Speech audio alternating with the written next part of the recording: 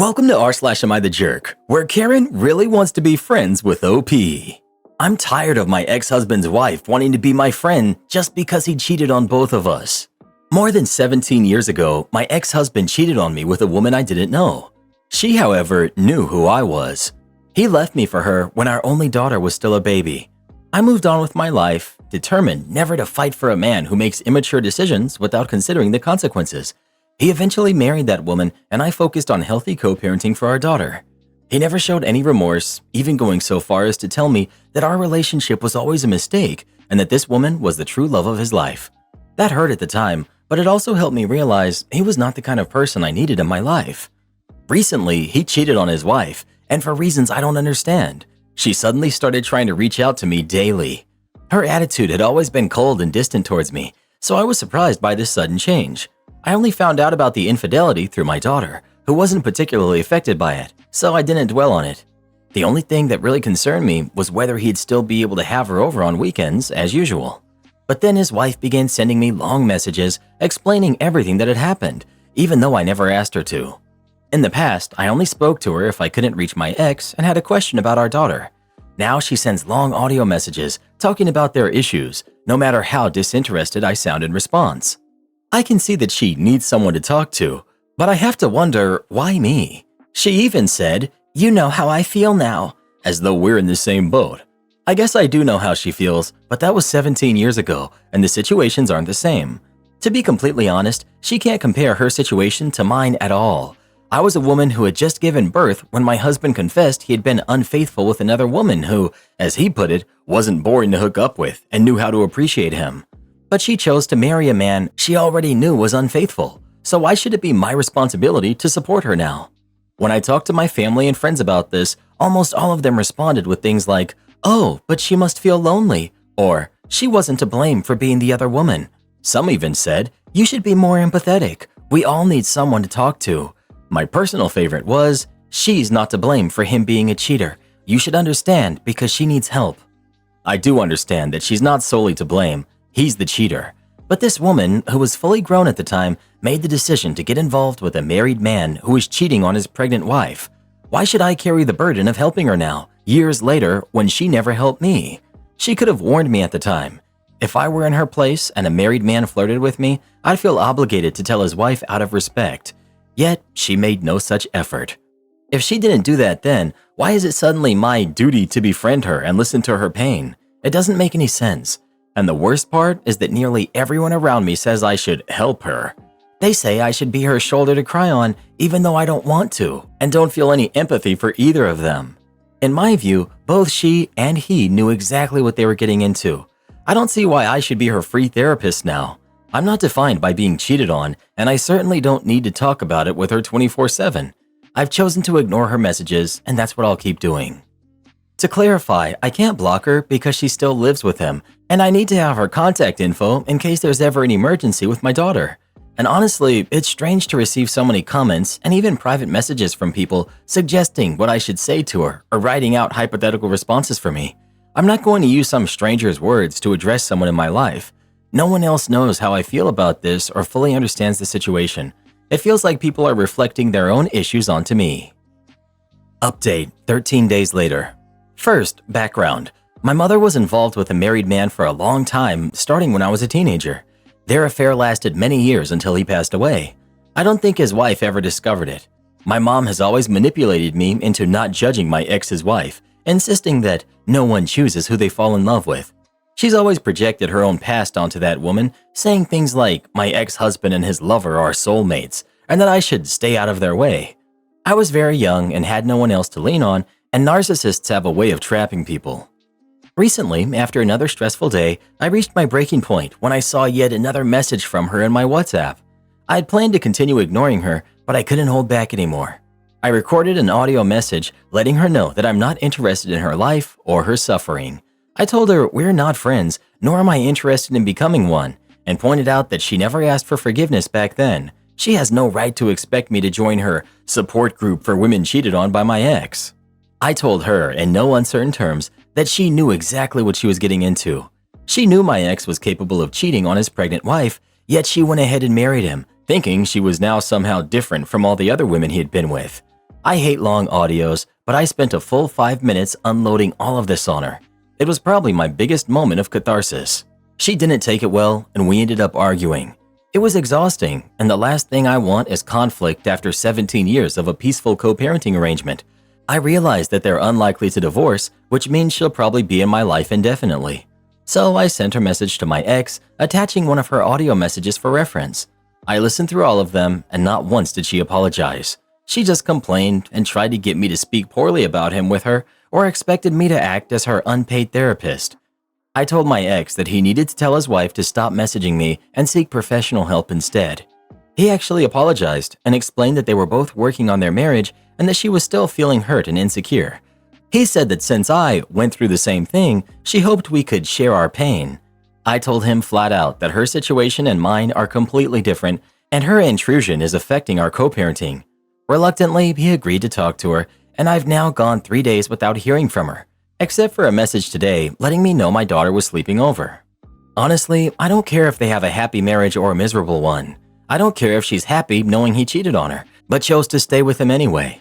All I want is to live in peace and not get dragged into the drama of two people who, even in their 40s, still seem stuck in a high school mindset.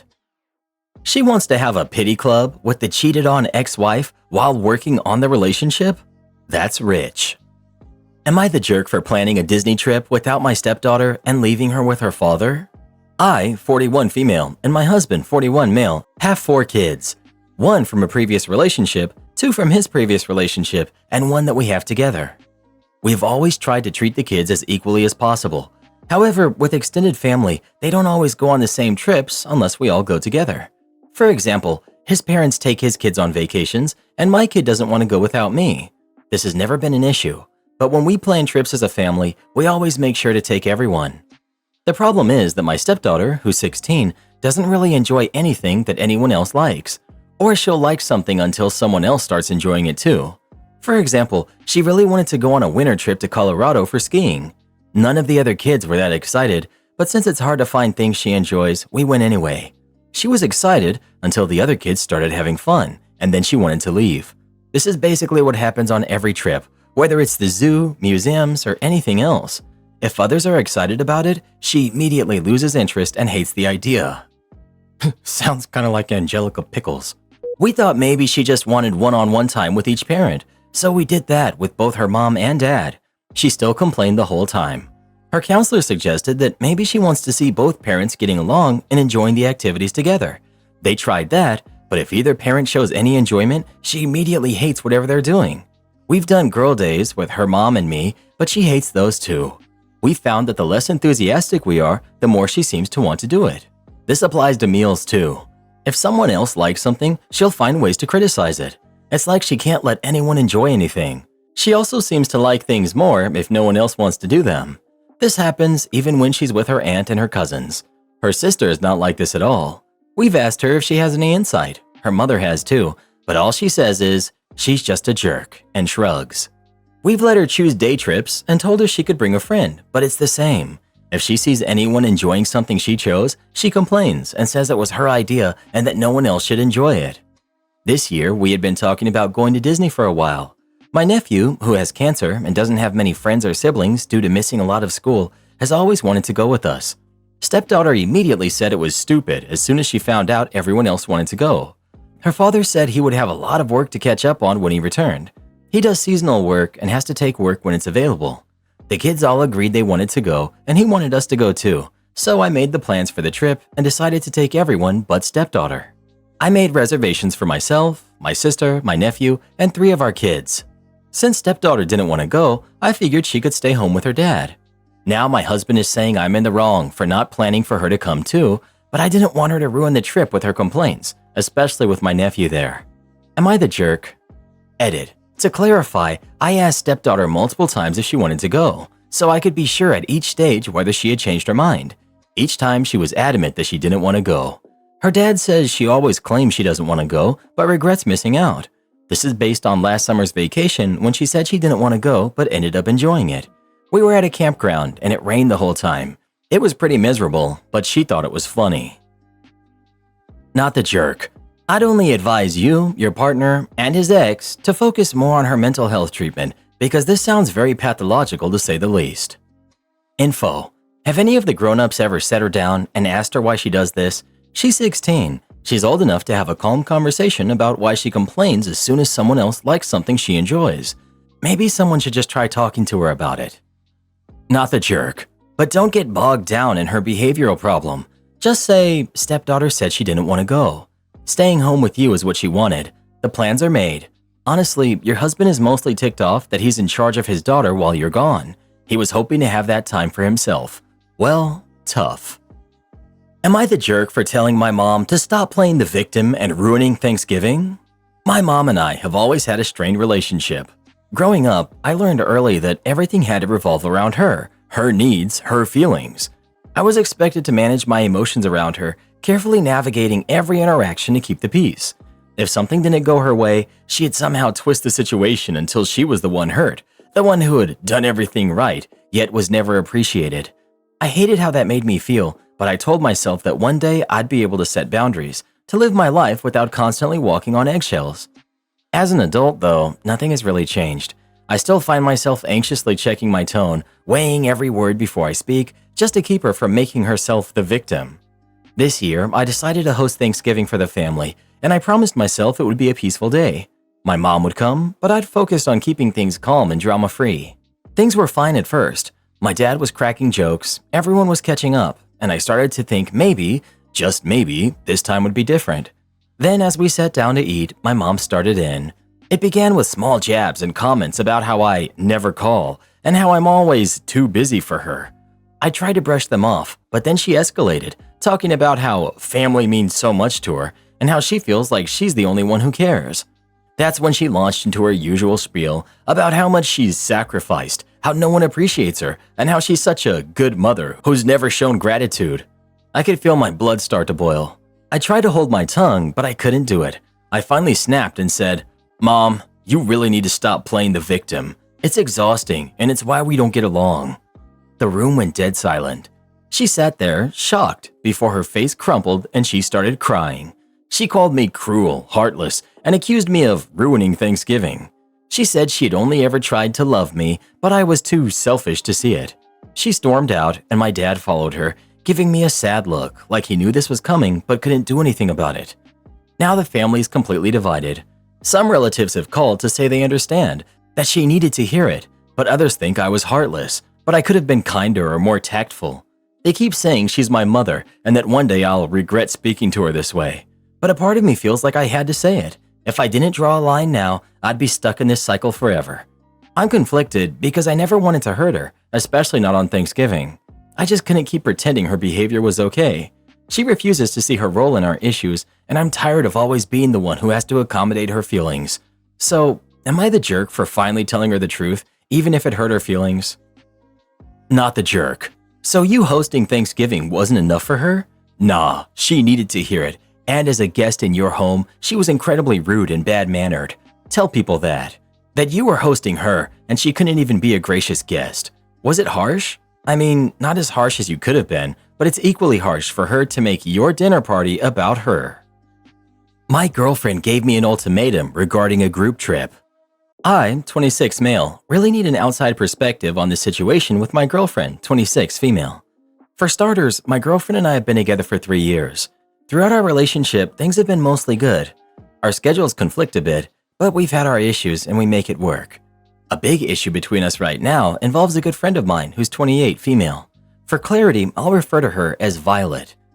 To add some context, Violet and I are part of a small friend group which includes 2 other people. We met while attending a film festival around 2 years ago. We were all waiting in line to enter the theater and the line was long, so we naturally struck up a conversation and hit it off. We kept in contact afterward. Everyone in the group is mostly long distance, so we don't get to hang out in person too much. However, we talk daily and have weekly group gaming sessions and anime and movie watch-alongs. Violet lives the closest to me in the next town over, so we see each other in person the most outside of the group's virtual meetups.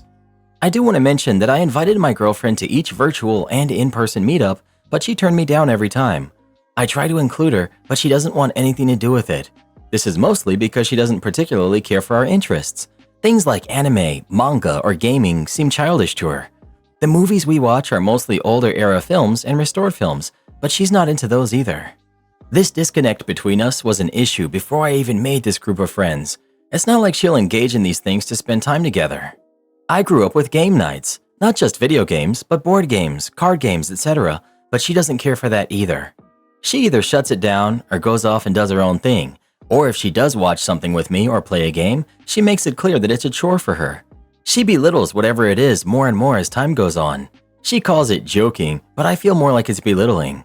It gets to the point where I don't even enjoy whatever we're watching or playing. I'm not particularly a huge fan of reality TV, but I still watch it with her and try genuinely to engage because, for me, it's not about the show so much as it's about spending quality time together.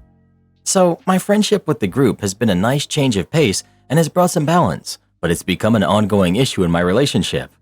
Recently, the group has been putting together a trip to an upcoming anime convention. The event lasts for the weekend, so my plan was to stay together at an Airbnb and split the cost. My girlfriend is outright against the trip because of Violet. She doesn't like my friendship with Violet and doesn't seem to like Violet at all. She becomes generally annoyed whenever Violet is involved and gets upset whenever I talk or hang out with her. We could be having a disagreement about something entirely unrelated, and somehow it circles back to Violet. She also calls Violet a pick-me girl. When the trip was first being planned, I invited my girlfriend. She had no interest in going, and later she expressed an issue with me going. She didn't like that I'd be staying in the same house as Violet during the trip. I offered a compromise of booking a hotel and meeting up with everyone, but that wasn't acceptable for her either. Nothing I propose is heard. It's all on deaf ears because she knows Violet is going. The trip has become a major point of contention between us. She now says that it's proof I have feelings for Violet because I keep defending her during arguments and because I won't let the trip go. I haven't let the trip go because I'd really like to attend the convention, and it's rare that everyone in the group's schedules align like this. My girlfriend views it as me taking a getaway with Violet. She's firm on her position regarding the trip and has given me an ultimatum. She said I could do whatever I wanted, but if I go on the trip, I'd be choosing Violet over her and she would act accordingly. I honestly don't know what to do anymore. I'm not saying her feelings are invalid, her feelings are her feelings, but I feel that she's being unreasonable and that her insecurity about my friendship with Violet is baseless. I feel pulled in two different directions now, and I'm faced with this ultimatum.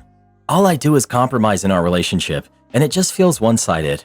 I don't understand why this would be a deal breaker. How do I address this with her now? So your girlfriend dislikes your friend group, your friend Violet, and thinks your interests are childish. My advice would be to date someone who actually seems to like you. Honestly, the fact that she belittled your interests and makes it known that engaging in any of them is a chore is enough of a reason to really consider if you want to stay with her. It's totally okay for people to have different interests in a relationship, but it's not okay to make your partner feel bad about theirs. As far as the Airbnb goes, you have a right to stay with your friends, and she has a right to end the relationship over it. I certainly would not miss out on a good time with my friends because of a relationship that has these kinds of issues. Choose the trip. Otherwise, this would only be the beginning ultimatum in a very controlling relationship. Well, enjoy your trip and the empty property when you return. Personally, I'd always put my partner before a friend, but that's just me. Honestly, you'd probably be happier with Violet rather than your girlfriend. You have more in common with her. It sounds like your girlfriend doesn't even like you. She calls your hobbies childish, even though she likes reality TV, which is basically fake drama. She has no room for judgment. I think you'd have a lot more fun at the convention. And besides, do you really want to miss this opportunity? It's rare to find decent friends and keep them. It's even rarer when you can all get together. So why pass this up? How dare you make my daughter do chores? This feels so dumb to me, but considering that her mother called and told me I was not being a good host, I'm questioning myself.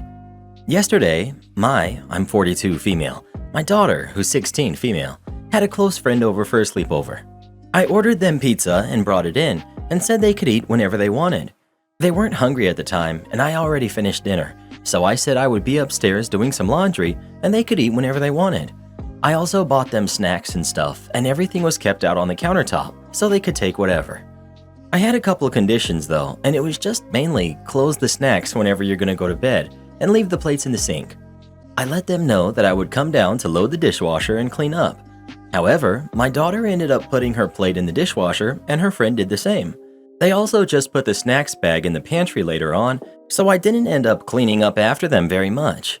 Her friend left this morning, and a couple of hours later, I got a call from her mother telling me that her daughter shouldn't be doing chores at my house. I explained they just put their own snacks and plates away, and her mother said if she were hosting, she would take care of these things, and by making her daughter clean up and wasting her time, I was being a bad host.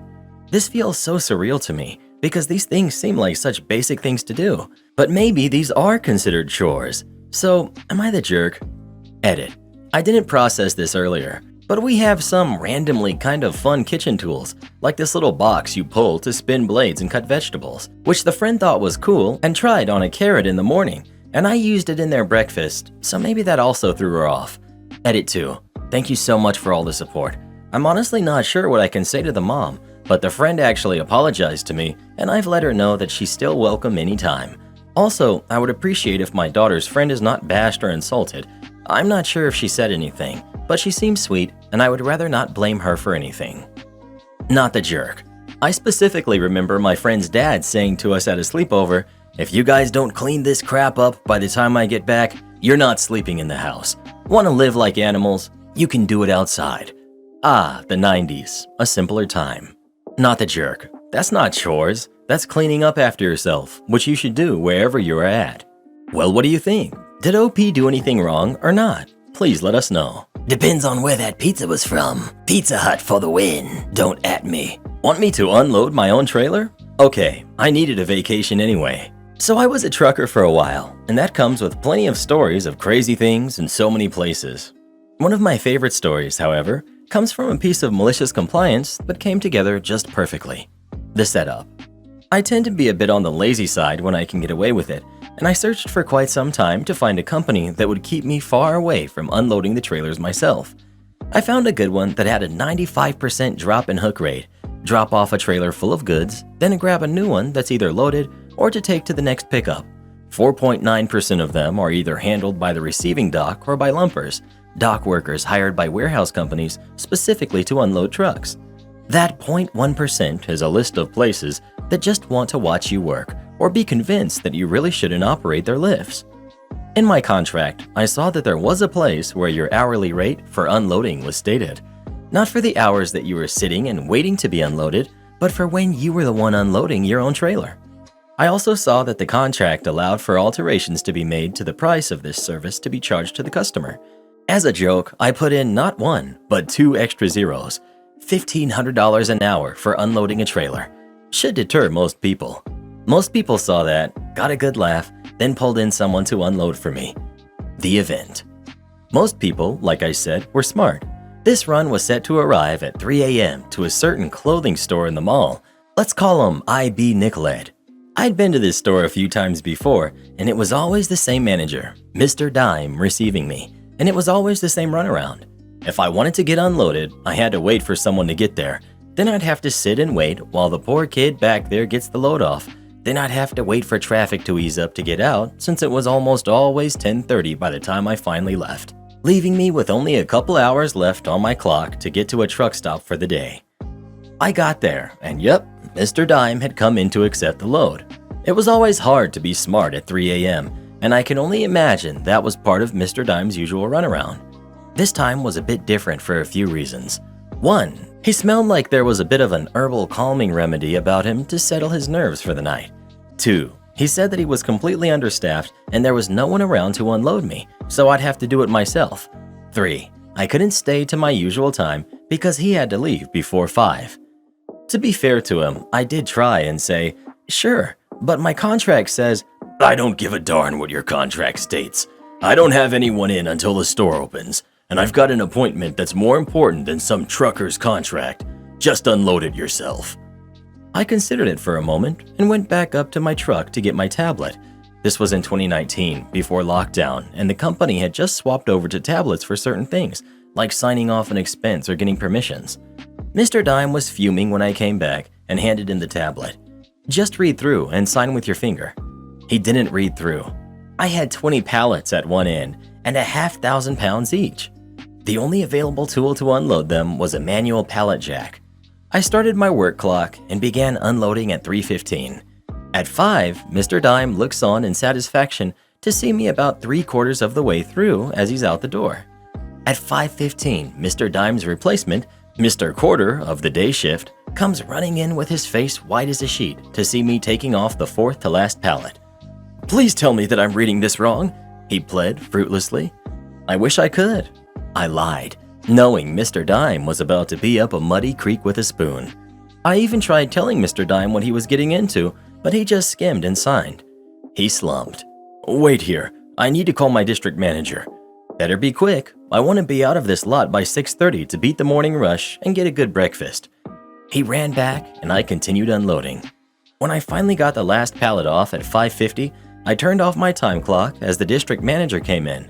We'll call him Mr. Dollar just to keep consistent, followed both by Mr. Quarter, who was looking somewhat relieved, and by Mr. Dime, who was somewhere between terrified and furious. "You're Mr. Arrow?" Mr. Dollar asked, holding a printout and looking to it for the name. "That's me," I agreed. "I take it they sent over the contract Mr. Dime signed?" "Yes, and that's just it. Mr. Dime is accusing you of forging his signature on this, since there's no way he'd sign off on a multi-$1,000 contract just to unload a trailer, especially since he claims you insisted on unloading it yourself." I whistled. "That's a heck of an accusation. Hey, is that CCTV I see up there in the corner over there?" I asked, knowing full well that the entire loading dock was covered by a slew of cameras. The one I pointed out was positioned just right to catch the whole conversation at the door. "Mr. Quarter, get the footage," Mr. Dollar said. "We don't have audio, but we do have visual on them." Mr. Dime lost his fury and now just looked petrified. The fallout. One review later, and I was grinning like a loon back to my truck. I called my manager, booked some home time, and walked away with enough money to last to the end of the month. The next time I went into that IB Nicoled, there was a new, much more sensible manager who always had a man on staff to unload the trucks. Edit to clarify a few things. 1. Yes, I milked it a bit, though not as much as some might think. Like I said, I was regularly there from 3 to 10:30 at the latest. Throw on top of that the fact that I've never been the healthiest of individuals, and it took me that long to keep from hurting myself. This was during the summer in SoCal, and even at night, it was still 90 degrees Fahrenheit outside, hotter in the trailer without any air conditioning. A big man with no AC is going to take all the time he wants. 2. Why didn't Mr. Dime do any of this himself, and why did he lie? Truckers tend to get the short end of the stick, even when we're regulars to a place. This was the 5th or 6th time I had been there, spread out over the course of 4 months or so I was familiar enough that I was recognized at the dock, but not so much that they really cared to keep track of it. The manager figured he could probably get away with doing me like this since he claimed I didn't like how long I was waiting. I feel like he's made other truckers get to that point, but none of them had hourly rates like mine on their contract. He's just one of many that thought he could get away with blaming it on that trucker when it went wrong for him. 3. What happened while we watched the video was pretty anticlimactic. The recording was on Mr. Quarter's phone when he came back and was pretty low quality, but you could still make out that I argued with him about unloading for a minute before coming back, and he did indeed sign it. Mr. Dollar said, "You can go, Arrow. Mr. Dime, go wait in the office, now." I got going while the going was good. Stop messaging me and have your lawyer contact me. I'm a very systematic and organized person. I reached out to my new apartments a month before move-in to confirm it was ready. Property manager, jerk number 1, informed me the fridge is leaking and will be replaced 2 weeks before move-in. I move in and fridge doesn't work. I submit a maintenance request and they send 2 goons who spend 4 hours on the phone with the boss and turn it off for 2 days, then turn it back on. It still doesn't work, so I file another request. This time she ignores me. I call, text, email, no answer. I call in the main management company line, and that other jerk adds the property manager, jerk number 1, to the line. Jerk number 2 cuts me off and doesn't let me finish, then hangs up. Jerk number 1 then sends me a long text that I'm rude and ungrateful, and that she will take action and make me regret it if I keep calling. I told her I could just buy from Costco and deduct rent, allowed in my state given the time frame, and it's been literally over 45 days since they've known the fridge is broken. She also says I will have to accept a used fridge from a broken down nearby unit that I will have to clean myself. I tell her I will be contacting a lawyer. Anyone attending my university qualifies for a free lawyer paid via tuition. She's like, "Stop messaging me. I will block you and have your lawyer contact me. I file a complaint with the city, and they immediately call me to schedule an inspection 3 hours later. They say they've had multiple complaints with this property. Inspector comes, jerk number 1, the main groundsman, great guy, and the owner, also good guy, but was left in the dark about everything, all come to see what's going on, and they look scared. Inspector writes up so many little things, and I help point out very minor things that need repair and replacement. 30 minutes later, I immediately get a text from jerk number 1 that I will be expecting a brand new fridge in the morning. I get a new fridge. Now everyone knows what a fool she is. The groundsman also called her a few words. She ducks her head and avoids me whenever she sees me in the leasing office, beautiful quiet area where I study. I've also officially requested repair of all the little minor things that they have to complete within 30 days. One of them involves putting doors on these beautiful exposed cabinets they have, which will destroy the cabinets and likely need to be replaced when I move out, so minimum $3,000 there. Had she literally given me a time frame and listened to me calmly explain my struggles living without a fridge for weeks, this could have been solved within 30 minutes. I was ready to accept the used fridge from a nearby unit. Had she said, "There is a beautiful fridge in our luxury unit. I will send 2 guys over to clean it like new, and it will be swapped with yours in 2 hours," I would have been like, "Oh yeah, thank you." This would have cost them $0. They own the fridge already, and the maintenance crew is always sitting outside smoking anyways and getting paid. Instead, they had to purchase me a more expensive fridge that doesn't match the other units, probably the only one in stock at the time, and now they also have to complete other minor repairs that I might have not cared about. I would estimate this ordeal will now cost them over $6,000. I haven't even made contact with a lawyer yet. This is how fast they pounced as soon as the inspector came. I've also reported the property manager and the company to several state agencies. Even if nothing comes out of it, they will be annoyed. Have you ever lived in a horrible apartment? If so, what was wrong with it? Please let us know. Reddit boy and I once lived in an apartment where we had raccoons in the walls. You would hear them moving about all hours of the day and night. You could put your hand on the wall and feel their warmth on the other side. I'm so glad we don't live there anymore. Am I the jerk for asking my parents why my wedding gift was significantly smaller than my sister's? My husband and I, we're both 28, got married recently, and my sister, who's 31, and I were discussing the wedding after returning from the honeymoon. We are very fortunate to have grown up in a household where my parents made very good money. They were generous with us, but raised my sister and I to be hardworking and not dependent on them as adults. My sister and I both do well financially, as does her husband, who's 36. My husband loves his job, but it's not one that has a ton of earning potential. He and I met in college, so I've always known this was his plan, and we are very happy with our setup. During my discussion with my sister, she asked me if my husband and I were planning to use the wedding gift money from my parents to do a particular renovation for which we've been saving.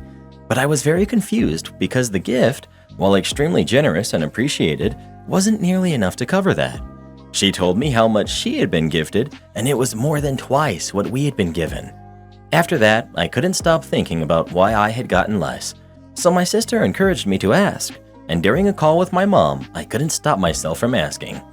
Her response was that it wasn't my business, but since I did ask, my sister has chosen a partner that can accommodate the lifestyle she's used to, so they've gifted her accordingly. They also gifted me according to the lifestyle that I've chosen. We are not entitled to gifts of any size in life, but I still can't help feeling hurt that my parents feel that my husband and I are less deserving than my sister and her husband based on income. Meanwhile, my parents are angry at both my sister and me for having this discussion and bringing it to them. Not the jerk. There's a lot of reasons that would have made sense and been okay, including a simple, we're not in the same financial situation we were in when we gave your sister her wedding gift. But to make it about how much you guys make is basically a passive-aggressive way of saying you got less because you picked a partner we feel is beneath you. And if it was income-based, wouldn't it make more sense for the lesser income kid to get more? Makes no sense, but definitely not the jerk. Wonder if older sister has always been the favored one. Not the jerk, and I don't understand your parents' reasoning. Seems like they just want to punish you for choosing a spouse that makes less money than they would have preferred. Honestly, if your sister's husband is so well off, why would she need additional money as a gift? What weird logic. Your brother-in-law makes more, so we gift them more? Your husband makes less, so we gift you less? Sounds backwards. Also, sounds like they're punishing you for choosing who you married. You're the jerk. What's so hard to understand here? Your parents approve of your sister's husband, so they rewarded her accordingly upon her wedding. They do not approve of your husband and are disappointed in you for settling on him, so they've not rewarded you. Which, given the circumstances, I can't say that I blame them. Both of my daughters married wealthy men, so I know they will have good lives. If one of my daughters had married some guy who was barely making it, I can't tell you how disappointed I would have been in her. You met in college? Sorry, but that's definitely not the place to be meeting husband material. College is for learning and fun experiences. It's after college in the real world where you will find valuable men who are successful and ready to start a family. These are things your parents really should have taught you. We don't reward our kids when they disappoint us. Well, who do you think is the jerk? OP or her parents? Please let us know. I'll never understand how some people can be so mean. Am I the jerk for scaring someone that entered my apartment? I work in housing and residence life at a major university. One of the benefits of my job is an apartment on campus. My apartment is external, but attached to one of the buildings I oversee, and right next to one of the doors to the building. However, the entrance to the building is a clear glass door, and my apartment door looks like a door to any other of the residents' room doors, or it could be mistaken for a supply closet, but definitely not an entrance, and definitely not something that a random person should be entering. I would sometimes leave my door unlocked if I was in my living room, but after student staff accidentally entered my room during room walks, I started locking it 24/7.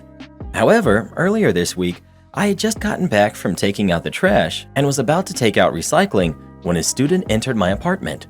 I sternly yelled, "What are you doing? Get out!" The student left the door open and left. I went to go close the door and see if the student was still there, as I wanted to get his name, because entering a room unauthorized is a conduct violation. However, the student had booked it. Today, I had a father call me about an incident. It turns out it was that student's father. The father went on about how his son was now scared after he accidentally walked into someone's room and some man yelled at him and chased him. I explained that his son had entered a staff member's apartment and that we had been searching for the culprit, and now that we have identified his son would be going through the conduct process since he violated a policy. The father was not happy and told me what I did was unacceptable. He asked for my supervisor's contact information and told me he would get me fired. I know I won't be fired for this, nor will I be getting in any trouble. But am I the jerk? Edit to address some comments here. 1. My apartment is labeled with a room number. I've been told not to draw attention to the fact that it is a staff apartment, as students might come to the door to ask questions they should be going to the office for. Also, students have been known to harass and vandalize staff doors if they know it's a staff apartment. 2. Any side doors or staircases are labeled as such. 3. I thought I had made this edit previously, but chase was a strong word. I literally just went outside to see if the student was still there to reprimand him, but he had darted. 4. We live in a major city, and our campus has a lot of transient problems. I had no way of knowing this person was a student in the moment. 5. I'm confused at what information that the people commenting, "It was an accident," have that I don't. How do you know it was an accident? I don't even know that yet, as it still is being investigated. 6. The conduct process is policy. Anyone that breaks any of the housing policies is subject to it. He broke a housing policy. I'm not the one who decides his fate. If the entry was accidental and you know it was unintentional, then causing trouble for an innocent means yes, you are the jerk. Make life simple. Get a sign on the door about it being an apartment. Agreed.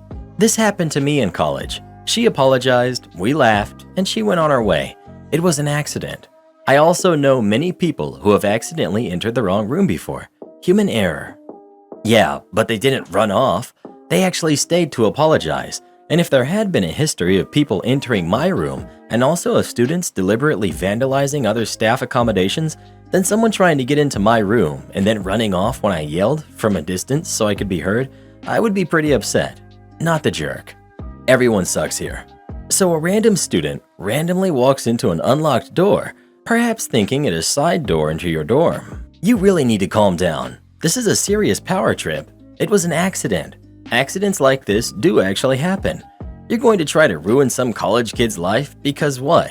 You're bored? You're the jerk. Well, who do you think is the jerk? OP or the father? Please let us know. It sounds to me like it was an accident. Then again, I know next to nothing about college. Customer wants to call us every hour until her issue is fixed? Sure. So I work at a pretty big tech company as a help desk agent, and as any help desk employee, I've had my fair share of crazy customers. Like this one, who we shall call Karen. We would mainly answer the phones and emails, and then log in tickets to our system for handling all the issues customers would require us to solve. Each logged ticket will cause the customer to be billed the standard help desk fee, and then it would add up depending on how long it takes, parts needed, etc. Onto the story. So one morning, Karen calls in and asks about a ticket she had logged like 2 hours ago. I go and check the status and see it was a pretty standard account request for one of her employees, and it was already being handled by the team that creates these particular accounts. This account was for an outside system for which we only provide the accounts, and they have their own support for problems. Due to synchronization, after we create the account, it takes roughly 24 hours for it to be functional, and this is quite well known for the managers who usually request them to be created. I informed Karen that the account is being created right now, and she should be getting a confirmation about it soon.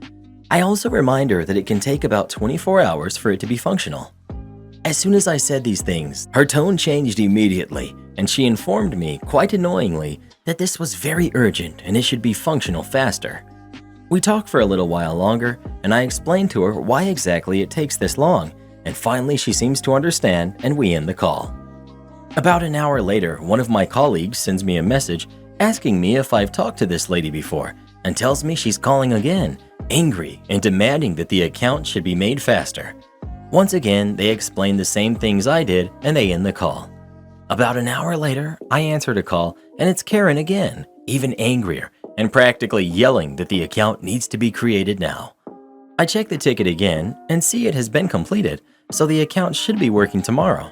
I tell this to Karen and she's not happy.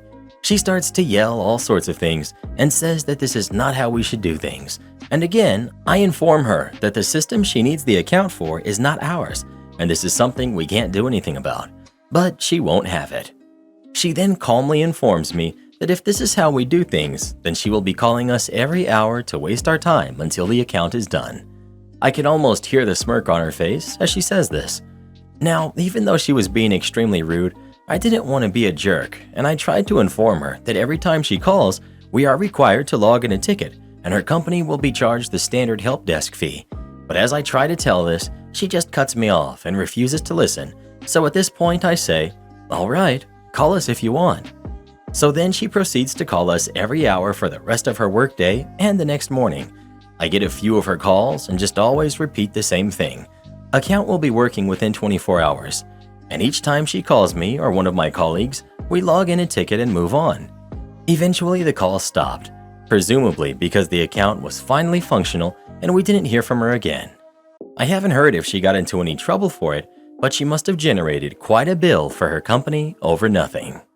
Am I the jerk for being mad at my husband for stranding me at the airport for an hour so he could finish his baseball game? So my sister has a newborn and was really struggling with sleeplessness and postpartum. We live in the next state, but I didn't hesitate to cancel all my week's plans and appointments and book tickets to go help for 3 nights. While there, I cooked and cleaned by day and fed the baby at night and overnight. After 3 days, I was pretty spent and sleep-deprived myself. I came home on an evening flight that arrived at 8 p.m.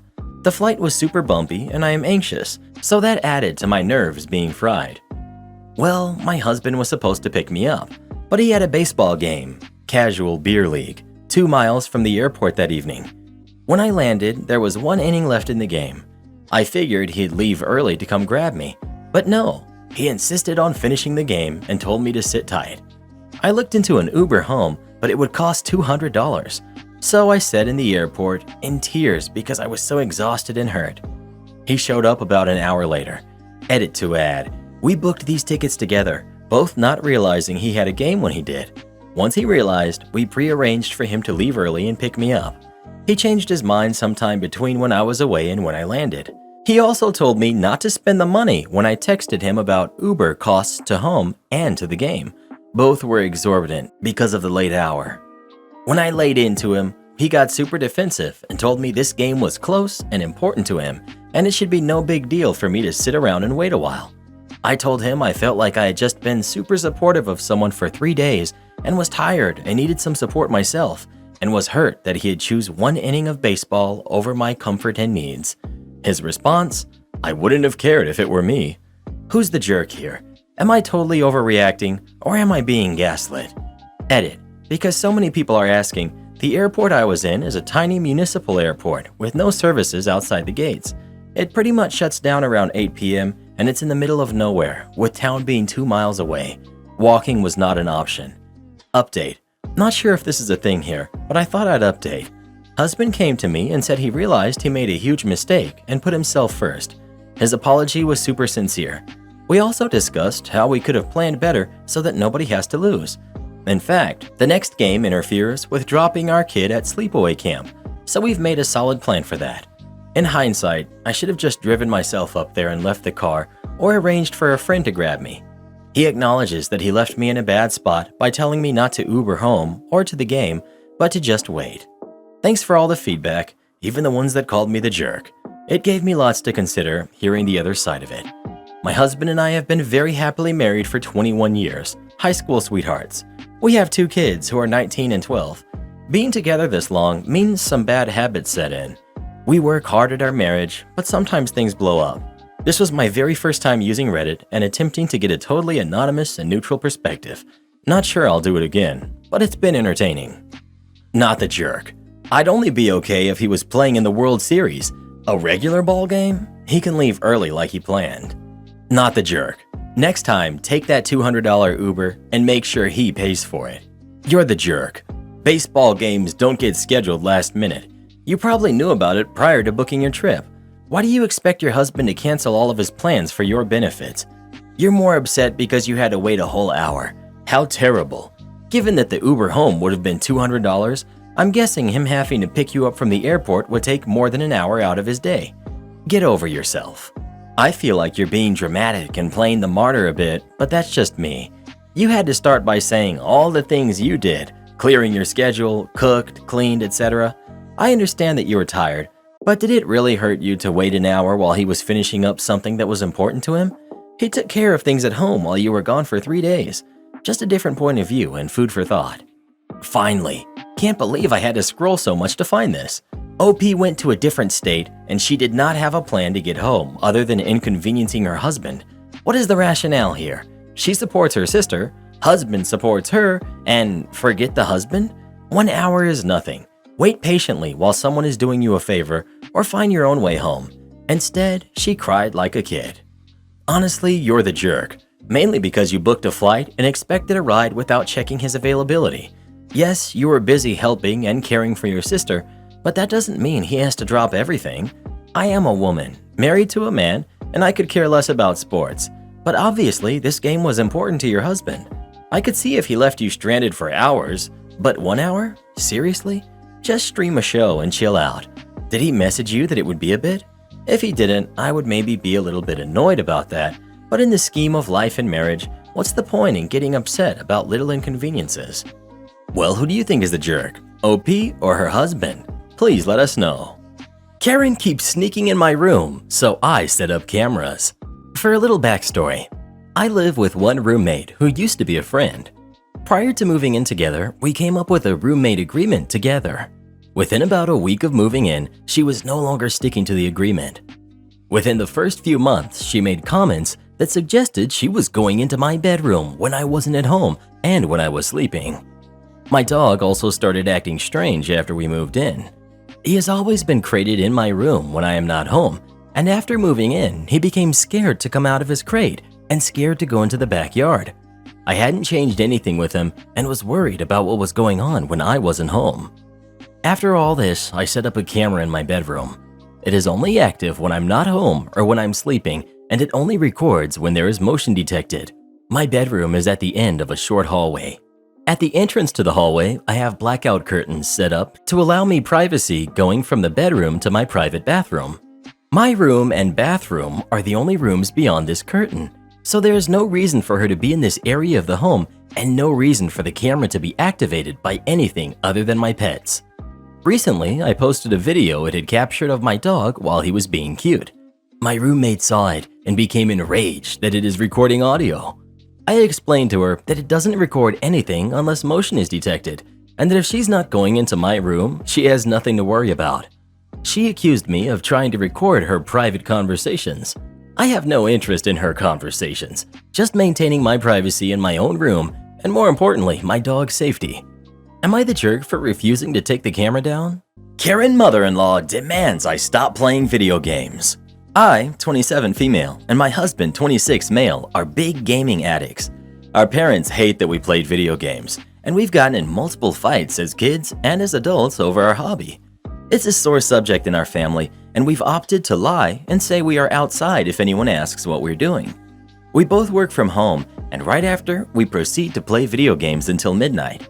None of us like leaving the house, so we're practically next to each other 95% of the time. There is no humanly possible way for either of us to cheat on one another. I'm currently pregnant, and this has caused our in-laws to visit very frequently. Due to this increase in visits, we've reduced much of our gaming time for the better health of the baby, and so they don't see us gaming. We've gotten in arguments about how our hobbies are unacceptable, childish, and that we needed to change. Sundays are known to everyone as the unavailable day. We always say we are on a date or something, but in reality, we're at home getting our weekly gaming quota covered. My husband went to a gaming cafe with friends visiting, and I stayed home last Sunday. Mother-in-law decided later to call me in the middle of a match, and I suppose I was acting very suspicious because I wanted to end the conversation ASAP. She asked what I was doing, and I replied automatically without thinking that I was on a date with my husband. According to my husband, she then later called him, and he said that he was at a bar with friends. Mother-in-law decided to visit my house, where I was undoubtedly in the middle of another game. I avoided any phone calls and pretended to not hear the knocking until my match was over, 20 minutes or so. Afterwards, I answered the door and pretended that I was sleeping, which is why I wasn't answering the phone or door. Mother-in-law exploded on me, calling me a cheater, and said that the child I was pregnant with was not her son's, because otherwise, why would I not answer the door? The idea that I would cheat, and that it would even be possible to cheat on my partner, was so hilarious to me that I burst out laughing, which angered mother-in-law even more. She continued to berate me while I just smiled sitting there, thinking how ridiculous all this was. When my husband came home, she berated me in front of him about how I was cheating on him. My husband was visibly confused the whole time and confirmed with his mother that there was no possible way for me to cheat on him. He explained how we are together practically every moment of the day, and when mother-in-law saw he was not getting on her side, she proceeded to get mad at me for leading her on. She called me a jerk for pretending to have an affair and never correcting her before she told other people. Although I never clarified that I wasn't cheating, I do think that it was not her place to come unannounced and proclaim that I'm a cheater. Am I the jerk? Stop letting this jerk through your front door. Not the jerk, of course. Not the jerk, and your mother-in-law sounds toxic. Your gaming is your business. You both need to tell your parents that it's not their business and to keep their opinions on your gaming to themselves and enforce it. If they start bothering you about it on the phone, hang up. If they start when you're at their house, leave. If at your house, tell them to leave. You are adults. Info. You do realize there is no law that says you have to ever speak to this dreadful person ever again, right? You're the jerk. His mother loves her son and realizes that he's wasting his life away rotting in front of a TV screen. I imagine she resents you because instead of helping him become anything that a man should be, you're encouraging him to continue being a man-child who spends an unhealthy amount of time playing video games. As parents, we want to see our kids become something in the world. It sounds like he's a major disappointment to her, and you are a part of that disappointment. What is your kid supposed to think as they grow up to see you two playing video games all day? I know everyone here is telling you that you're in the right and mother-in-law is a monster, but I honestly feel sorry for her and hope she goes no contact with you. Speaking of video games, do you ever play video games? And if so, which ones? Please let us know. If you play Fortnite, there's a good chance I've taken you out before. Am I the jerk for making my daughter share presents with my stepdaughter? I, 40 female, was a single mother to my daughter, Amy, who's 15. I married my wife, Jenna, 42, last year. She has a daughter, Nora, who's 13. We all live together as I have full custody of my daughter. It was kind of hard for the kids to adjust, but they got along well. The girls have their birthdays very close, only 2 days apart, so we decided to have a joint birthday party for both of them. Since Nora had a hard time making new friends, they moved in with us, and she's very shy. Most of my family lives out of the country, so the gifts were sent a week early. It was a huge bag with at least 20 gifts. The party was nice, and we opened the bag at night once everyone left. Jenna handed out the presents as she took them out. After 12 gifts in a row just for Amy, I checked the bag and froze to see that there was only one gift for Nora from my parents. She pretended it wasn't a big deal, but as she opened the present, I saw her eyes drop. It was a $15 tumbler from Walmart. Not to sound ungrateful, but Amy's gifts were much more expensive. Lots of gift cards over $100, a new phone, limited edition Funkos, designer clothes, and lots of cards wishing her a happy birthday. Needless to say, I blew up the family chat, calling out my parents, siblings, and extended family who sent gifts for not considering Nora and my parents for the cheap gift. No one took me seriously since it's not our duty to give gifts to someone else's kid, and Amy deserved them since I didn't even throw her own birthday party, emphasizing that Jenna and Nora are my problem and not theirs.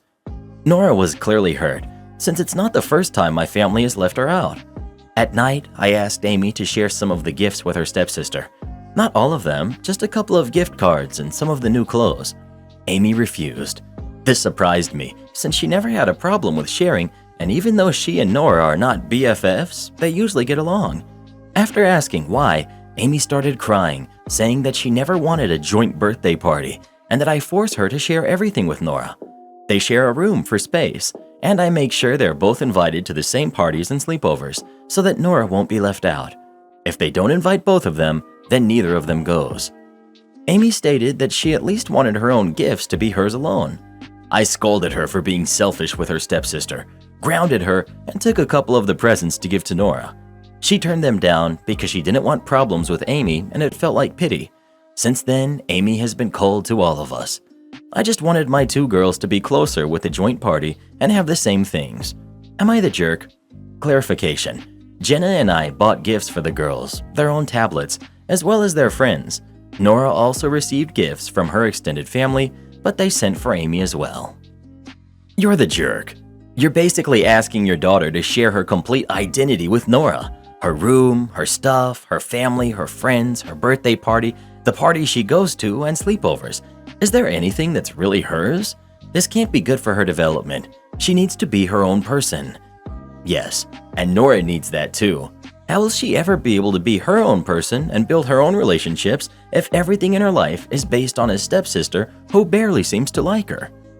To be fair, the girls might genuinely get along with each other, considering that they're close in age and are going through the same situation of having to adapt to the new reality. At some level, I do think they understand each other.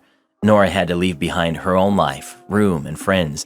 Amy is also aware of this, and now she's watching her stepsister being forced to make similar sacrifices. Amy isn't allowed to have her own friends? You seriously don't let her socialize unless her sister is with her? Not to mention, maybe Nora doesn't want Amy there when she hangs out with her friends. Sounds like Amy has nothing to herself, and she can't even go out with her friends on her own. Do you see Amy struggles at all?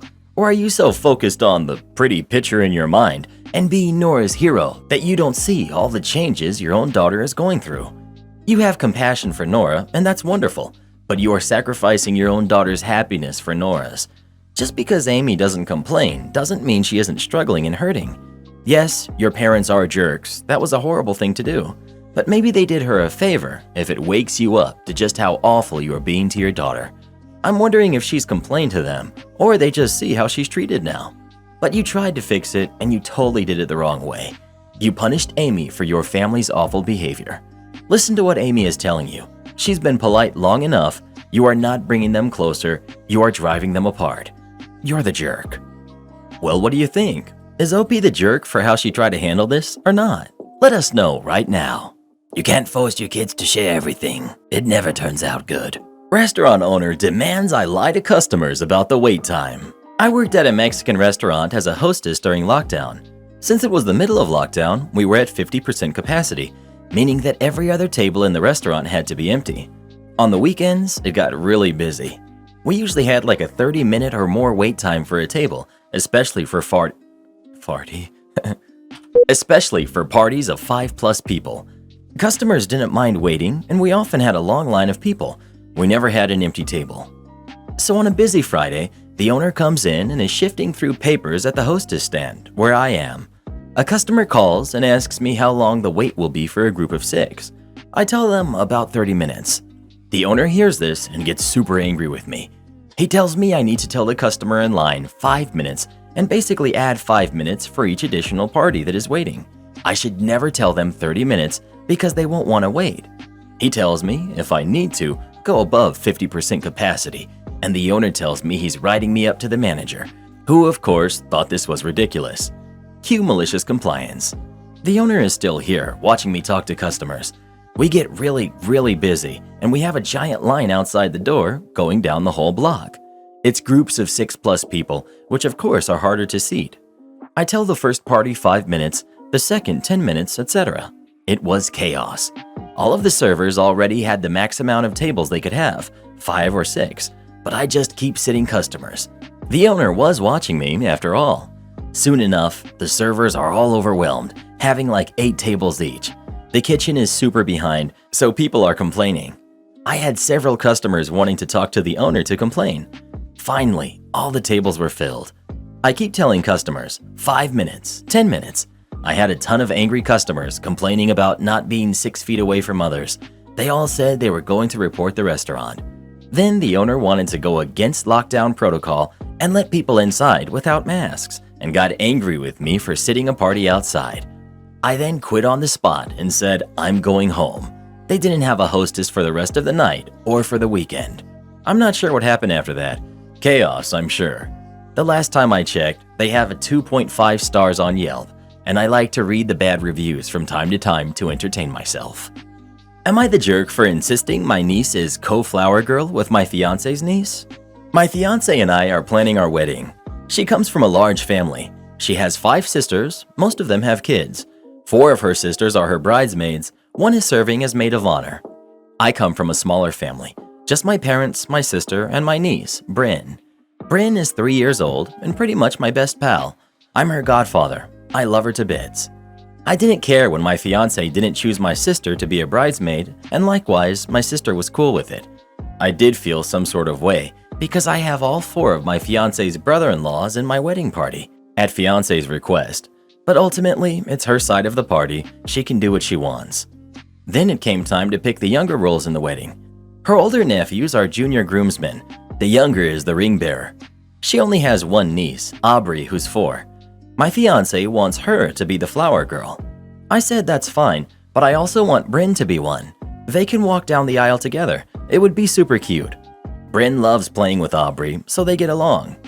My fiance says she wants our wedding to be traditional, so there can only be 1 flower girl.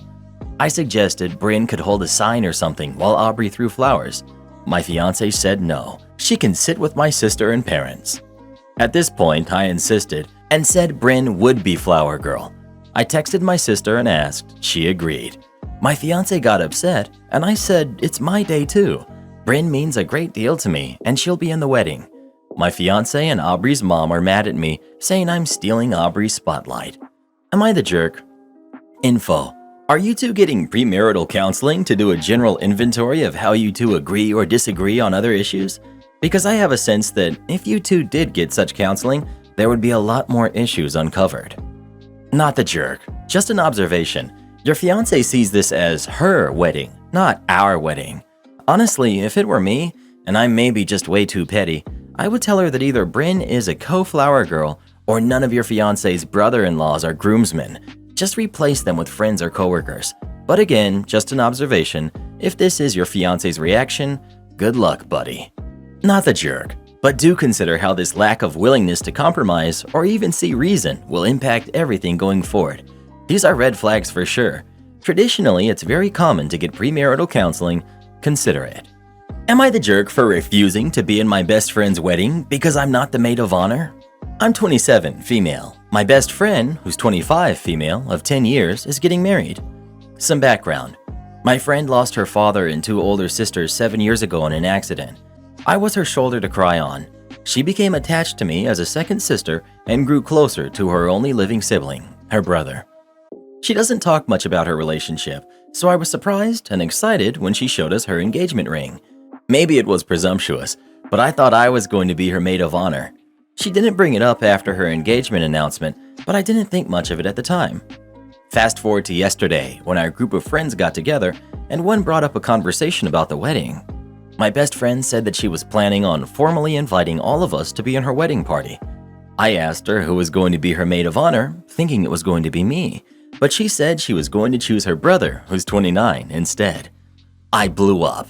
I told her it was ridiculous that she was going to choose her brother to be her man of honor. She looked confused and upset, reminding me of how much her brother means to her. I reminded her that I'm her best friend and that she's taking this opportunity from me. She started to cry and apologized, but said that her mind was made up and that her brother deserved that role. I was upset too and told her I wouldn't be attending her wedding and that I couldn't believe my best friend would betray me like that. Our friends think I'm being dramatic, but I'm really upset. Am I the jerk? Edit. I get that she's close to her brother and she's honoring her family, but it's kind of ridiculous to have a bunch of girls as bridesmaids and then a man as the man of honor. I'm heartbroken. Edit 2. For people commenting about walking down the aisle, I think she plans on having her mother walk her. You're the jerk and insanely dramatic and honestly preposterous. You're actually doing her a favor by not going to the wedding at this point. You're the jerk big time, and I think you need to take some time to sit back and reflect on what you said. Your best friend wants to include her only living relative in her wedding. This is the only way to properly do it. She deserves more. You're in her wedding as a bridesmaid, which should be an honor, but you're mad that she took away a title you gave yourself? Never assume. You know the saying. You're the jerk. I can't believe your atrocious behavior. Are you for real? If I were the bride-to-be, I'd drop you like a burning hot potato. You are so the jerk. Get over yourself. This isn't about you. It's her wedding. Edit. You said you're heartbroken in your first edit? You? Boo-hoo. What about her after what you said to her? Need to stay later to catch the night shift? No problem. A little background. I'm in human resources and I work for a manufacturing company. My hourly guys work from 7 a.m. to 7 p.m. and 7 p.m. to 7 a.m. June of 2020, I got a new manager. I knew she was going to be a problem because she didn't like doing what me, a generalist, and the coordinator did. Essentially, I did recruiting, onboarding, and the generalist did payroll. So a few months after she started, she began complaining about how I get there at 7 and leave at 4. She asked me to change my schedule to come in at 8, while the coordinator would continue to work 7 to 4. So I'm doing this for a couple of weeks, and she keeps trying to get me to stay later than 5, which in my mind, I take a 30-minute lunch, so you're already getting 8.5 hours out of me. After resisting for a while, she begins scheduling meetings for after 5, like 5:30 or 6 p.m. At this point, I'm irritated, but being passive-aggressive about it. I'd look at our calendars and propose a time where we would both be free before 5 p.m. This is how I knew she was just being a jerk. So she has a meeting with me and tells me that the night shift needs to see me more. To which I reply, well, you come in around 9:30 a.m. and stay till 7. What do they need me for? Here, she then admits it's because she doesn't know how to do some things, rather than admitting that she just flat out didn't want to learn. So I tell her I'm happy to teach her what she doesn't know, but just because I'm salaried doesn't mean I get to be worked like a dog with no extra compensation or time off, which was another thing she'd get mad about, was me taking vacation time for Christmas. Turns out she was upset because it became very apparent when I wasn't around that she didn't know how to do her job. But I digress. So she says I have to start attending mandatory employee meetings and other events that routinely happen after 5 or 6 p.m. I get tired of arguing and agree. First time one of these events is coming, I change my schedule. If the event ends at 7 p.m., I'd come in at 10:30 so I wasn't working any extra hours. First few times, she thought I was just running late that day, but after a week or two of this happening, she realized it was intentional. Anyway, she gave up, and a month later I got a promotion and was transferred to a new site. Within months of my leaving, she was put under a microscope as it became obvious to corporate that she didn't know how to do her job. I also got praised from the HR director, who explained to someone new that my old boss only survived this long because the person who was doing all the work had left. She got fired.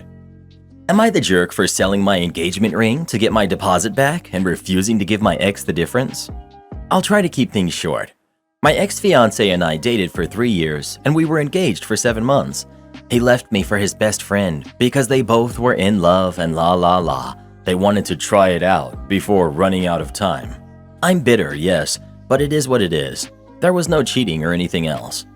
The thing is, we were getting ready to be together before the wedding, and we decided to move to a bigger place so he could have his office at home. While we were dating, we lived together for a year, but then decided to move separately because we weren't able to find a place near both our jobs, and he had to drive 45 minutes to an hour while I only did 15 minutes. We found one 5 months ago, and I alone paid for the deposit with the understanding that we were supposed to get it back since we were going to move and eventually buy something for us. Since we didn't, I decided to stay where I already live since it's smaller, cheaper, and closer to my job, so I lost my deposit, around $1,700. With no other way to get my money back, I sold the engagement ring he bought me and got $7,500.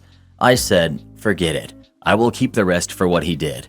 But 3 days after I sold it, he contacted me asking to meet so I could give him the ring and he could give me the deposit in full so I wouldn't lose any money. I said, no need, bro, I already sold it. And he got mad because the ring is worth more than the deposit. He's asking for the difference, and I said no, because it's mine and I don't owe him crap, then hung up.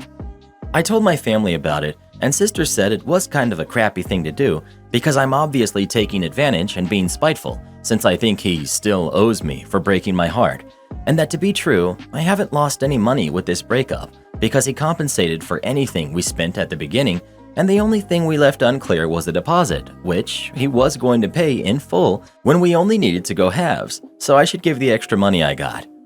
Update. Well, my brother and I checked the laws, more like Googled it, and apparently it's right that I can be sued because the ring wasn't legally mine yet, and I might have messed up because I only got 7.5 while the ring might have been worth more. X is a trust fund kid. Anyway, I'll contact a lawyer Monday morning and I'll stop spending the money I did get. Not the jerk. He broke the engagement, you get to keep the ring. If you broke it, he gets it back. Legally speaking, not necessarily. In a lot of places in the US, an engagement ring is recognized as a conditional gift. The condition being it becomes the recipient's with marriage. Based off a quick Google, Montana is an unconditional gift. In 5 states, it matters who called off the wedding, and the rest it goes back to the giver. This isn't a legal advice sub, so let's look at it morally. If OP changed her mind about kids or cheated or some other relationship-shattering thing, should the ex be out for no longer wanting to get married? I'd say no. Why should it be different because the ex decided getting married would be wrong for a different reason? So morally, I'd say OP owes the leftover money back. I don't agree at all. They both made a promise to marry. She was in good faith keeping her promise. He was not. He broke the engagement, so she shouldn't be punished for it. He also shouldn't be punished for realizing he didn't want to marry her and actually loved someone else. OP said they didn't cheat and that it was amicable, sorted all of the financial aspects of the canceled wedding with her, and offered to give her the watch she gave him back. This sub is filled with ill marriage and betrayed spouses. I'm going to disagree with the first comments I read and say you're the jerk. I get it, you're mad, he broke it off, etc. You say he was going to pay the entire deposit and he just wanted the ring back. In my opinion, that's beyond fair. You're not out any money, and there's no price that can be put on relationships. It is what it is, as you said. I don't think that justifies making a profit out of the deal at his expense. He did the right thing in calling off the engagement when his heart wasn't in it. Yes, it hurts, but better before than after getting married. Well, what do you think? Should OP give her ex the money back that she got from selling the ring or not? Please let us know. Is it just me, or do weddings and engagements seem to stress a lot of people out? Am I the jerk for filing a police report over $300? My family is visiting and staying at my house. I keep a box with a few $100s in it in my room, just in case I need cash. My niece did a chore for me, so I went to my box so I could give her a small reward. However, when I went to get it, my box was empty. I panicked because I knew I hadn't taken anything out, let alone all $300. I asked my brother about it, and he got offended I would even imply that his family would steal from me. I told him to at least ask his kids about it, but he refused. I ended up asking them myself, and my 14-year-old nephew told me he had taken it. I asked for it back, but he said that he had taken it 2 days before and had already spent it. I told him to give me what he had bought then, but he refused. His dad blew up at me. I have no right to talk like that to his kid, and I told him to tell his kid to give me the other thing he bought or to pay me back, but he refused as well. I told him that I would bring this to the police, and he just laughed and said it was only $300 and it wasn't worth the trouble. I told him if it was only $300, then he could pay me back, but he said no. I did go to the police with it, and I gave them the information they needed, and it was actually surprisingly easy. My family lives in the same city as me, so the police came pretty fast, and now my entire family is furious at me for potentially ruining my nephew's life over such a small thing. I think it's the principle of it that matters, and everyone in my family is better off than me as well, but an outside opinion would be nice. Am I being a jerk for doing this? Also, if I do get paid back, should I drop the charges? Not the jerk. Your nephew is the jerk, and judging by his father's reaction, it's not hard to see where he gets it from. ETA. OP, in response to your edit regarding your question as to whether you should drop the charges if you get paid back, that's up to you. In your place, I would consider it only if your nephew and your brother offered sincere apologies, meaning that they both acknowledged that what they did was wrong and why. However, based on their vast sense of entitlement, I don't see that happening. Your nephew not only stole from you, but basically scoffed at you when you demanded your money back. He refused to give you the item that he used your money for. That's some level 12 sense of entitlement on a dial that only goes up to level 10. And as I said, it's not hard to see where he gets it from. His dad refused to punish his son and refused to make restitution. With this in mind, it looks to me like, based on the criteria I would use, you will not be dropping the charges. Your nephew feels that he's entitled to steal from you and is brazen enough to admit doing it. This is not a kid who feels remorse. Since he's apparently lacking in empathy, his best chance at becoming a decent human being is to show him that actions have consequences. Well, what would you have done in this situation? Would you have called the police on your nephew or not? Please let us know. Absolutely. Nothing's worse than family members who steal from you. Karen thinks she doesn't have to get a job because of her anxiety, expects us to pay her way while she does nothing. My friends and I are all moving out of our parents' houses into an apartment September 8th. There are 4 of us. The apartment is about 2 hours away from where we currently live and is near our college. We all agreed to split the cost of rent. This was months ago. We are all 19 to 20, by the way. This is how irritating my friend is. She has really bad driving anxiety and doesn't have a job. She has been sitting at home all summer doing nothing. She applied for a job at the beginning of July to a place down the street from the apartment. Her mom drove her to that interview and back. They offered her a position and gave her all the paperwork to fill out and fax it to them. She did that. Orientation was scheduled for July 20th. She called and had the place reschedule it for August 7th because she couldn't find anyone to drive her there, and she said she felt sick. She never went to August orientation and pretty much ghosted the place, so that's out. That would have been perfect for her because all she would have had to do is walk down the sidewalk. It was literally about a 5 to 10 minute walk down the street. This isn't the first job that she's done this to either. It's always the driving anxiety excuse. She has her license and has drove on the freeway many times.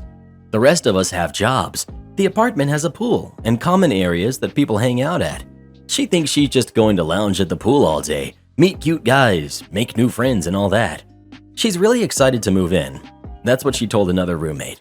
I think she just doesn't want to work. But she needs to though, because that was a part of the deal. You cover your share of rent.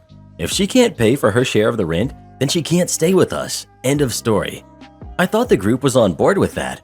I mean, she's had all summer to find a job, and she keeps ghosting the ones that want to hire her because she has to drive to them. Pretty soon, it's going to be time to move in, and it's like, if you think you're just going to sit in the apartment all day, taking online classes and then lounge by the pool, you are sadly mistaken. The rest of the group would love to do that, but we need money to survive. We told her she's gonna have to get over her driving anxiety and find a job, or figure out a way to get money. She got mad and started yelling at us, saying we don't understand, and it's not that easy to get a job. We have even tried to help her apply for jobs, and she screamed, "I don't need your help, I'll figure it out myself." I know her parents aren't willing to pay for her monthly rent, and boy, are they eager for her to move out, probably because she mouths off to them constantly. My one roommate thinks we should cover September's rent for her and maybe she will find a job once she's in the area. I'm not too hopeful on that. I think if she isn't working somewhere by September 1st, then she can't move in. End of story. But that's just me. According to another roommate, I'm being too harsh and unsympathetic towards her. I should be willing to give her a chance to get a job before saying she can't live with us. What would you do in this situation? Would you let her move in with you or not? Please let us know. If I were OP, I might reconsider moving in with this group of friends. Karen gets me fired from a store I don't even work at. I used to work at a West Coast division store of Kroger. My family has several pets and farm animals, so I routinely shop at a local farm store. Most of the time I did this after my shift ended, which means I'm in my work uniform, black slacks, either a dark red polo shirt or a button-up gray shirt that have the store logos embroidered on them. The farm store personnel wear jeans, t-shirts, and gold-colored vests with the farm store logo. I was in the farm store looking at some electric fence supplies.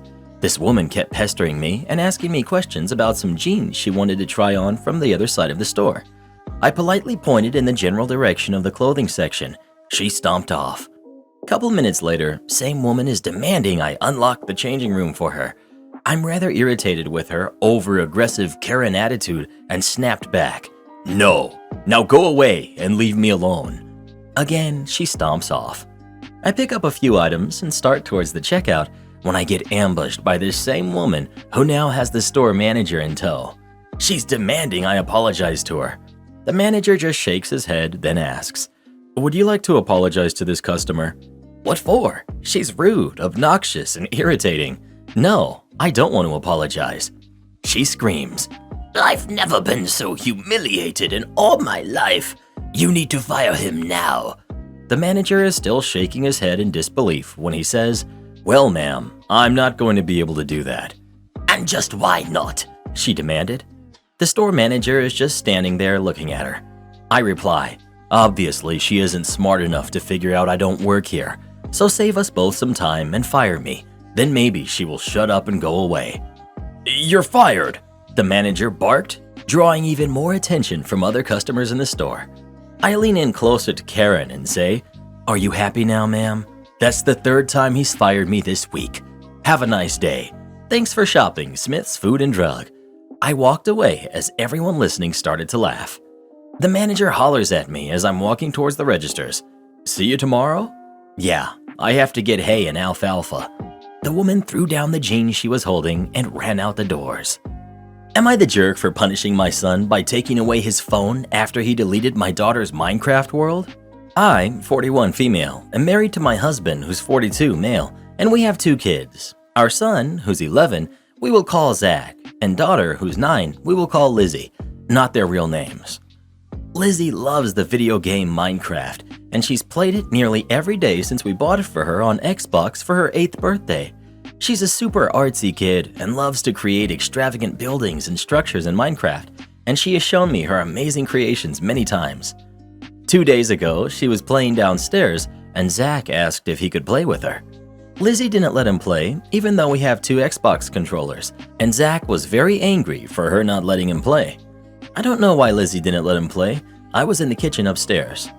Yesterday, when my husband and I were still sleeping, Lizzie started screaming and crying downstairs. She always wakes up early to play. Her world, with all of her creations, was gone, and she told us between sobs that she can't get it back, and she thinks that Zach deleted it last night. When Zach woke up, I asked him if he deleted Lizzie's world, and he started laughing and said that she should have let him play with her. I was livid. Lizzie loves that game so much, and her creations were beautiful, and now they're gone forever. Not to mention that she's devastated that the world she has spent over a year on is gone forever. I took my son's brand new phone away. We had just bought it for him this month for his birthday. My son is acting like this is the end of the world. He says he needs his phone because everybody else at school has one and he needs to fit in. He's starting middle school this week and claims he doesn't want to become a social outcast. I told him he can have his phone back in a month, and not having a phone won't make him an outcast, but he refuses and wants it now. My husband thinks that taking away his phone is going too far, and that Lizzie's game being gone isn't that big of a deal. But by that logic, isn't Zach's phone being gone not that big of a deal either? I don't know what to do. It's been over 24 hours and Zach won't talk to me, and Lizzie is still moody. So Reddit, can I get some advice? Am I the jerk? Not the jerk, and hold your ground. I'm a parent who is skeptical of video games, but Minecraft is different. What your son did is the equivalent of destroying a carefully created painting made over several months, and he laughs about it? Horrible. Or if she had a carefully crafted Lego world downstairs and came down to see it smashed. Not the jerk, and I do think Zach needs a harder lesson here. Lizzie needs her own private password. As a person who has carefully crafted Lego worlds, I concur. He should honestly be lucky that a phone takeaway was it. Not the jerk. You should keep his phone for as long as it takes your daughter to rebuild her world. Fair is fair. I would just add to it though, until it takes her to rebuild her world and he's also remorseful for what he did. Just being punished without having any remorse accomplishes nothing and just makes him feel like a victim. He needs to understand what he did was wrong, and until he sincerely is remorseful, he shouldn't get his phone back. OP's husband should spend a few hours with Lizzie and try to build a world himself. That would give him a taste of exactly what has been lost and the time and effort that was put into building her world. Well, what do you think? Should OP give her son his phone back or not? Please let us know. Absolutely not. He needs to learn a lesson. This reminds me of when I was little and my brother and I would delete each other's Zelda Ocarina of Time files when we got in a fight. Am I the jerk for paying for my daughter's college expenses, but not my son's? I can see both sides of the argument here, so I want some other advice. I have 2 kids, my daughter Lily and my son Jim. Jim graduated high school this year and Lily is in her 3rd year of college. For the past few months, I've gotten massive amounts of trouble from my ex-wife because I won't pay for Jim's college costs entirely like I currently do Lily's. Jim has not talked to me for over a month right now because of it.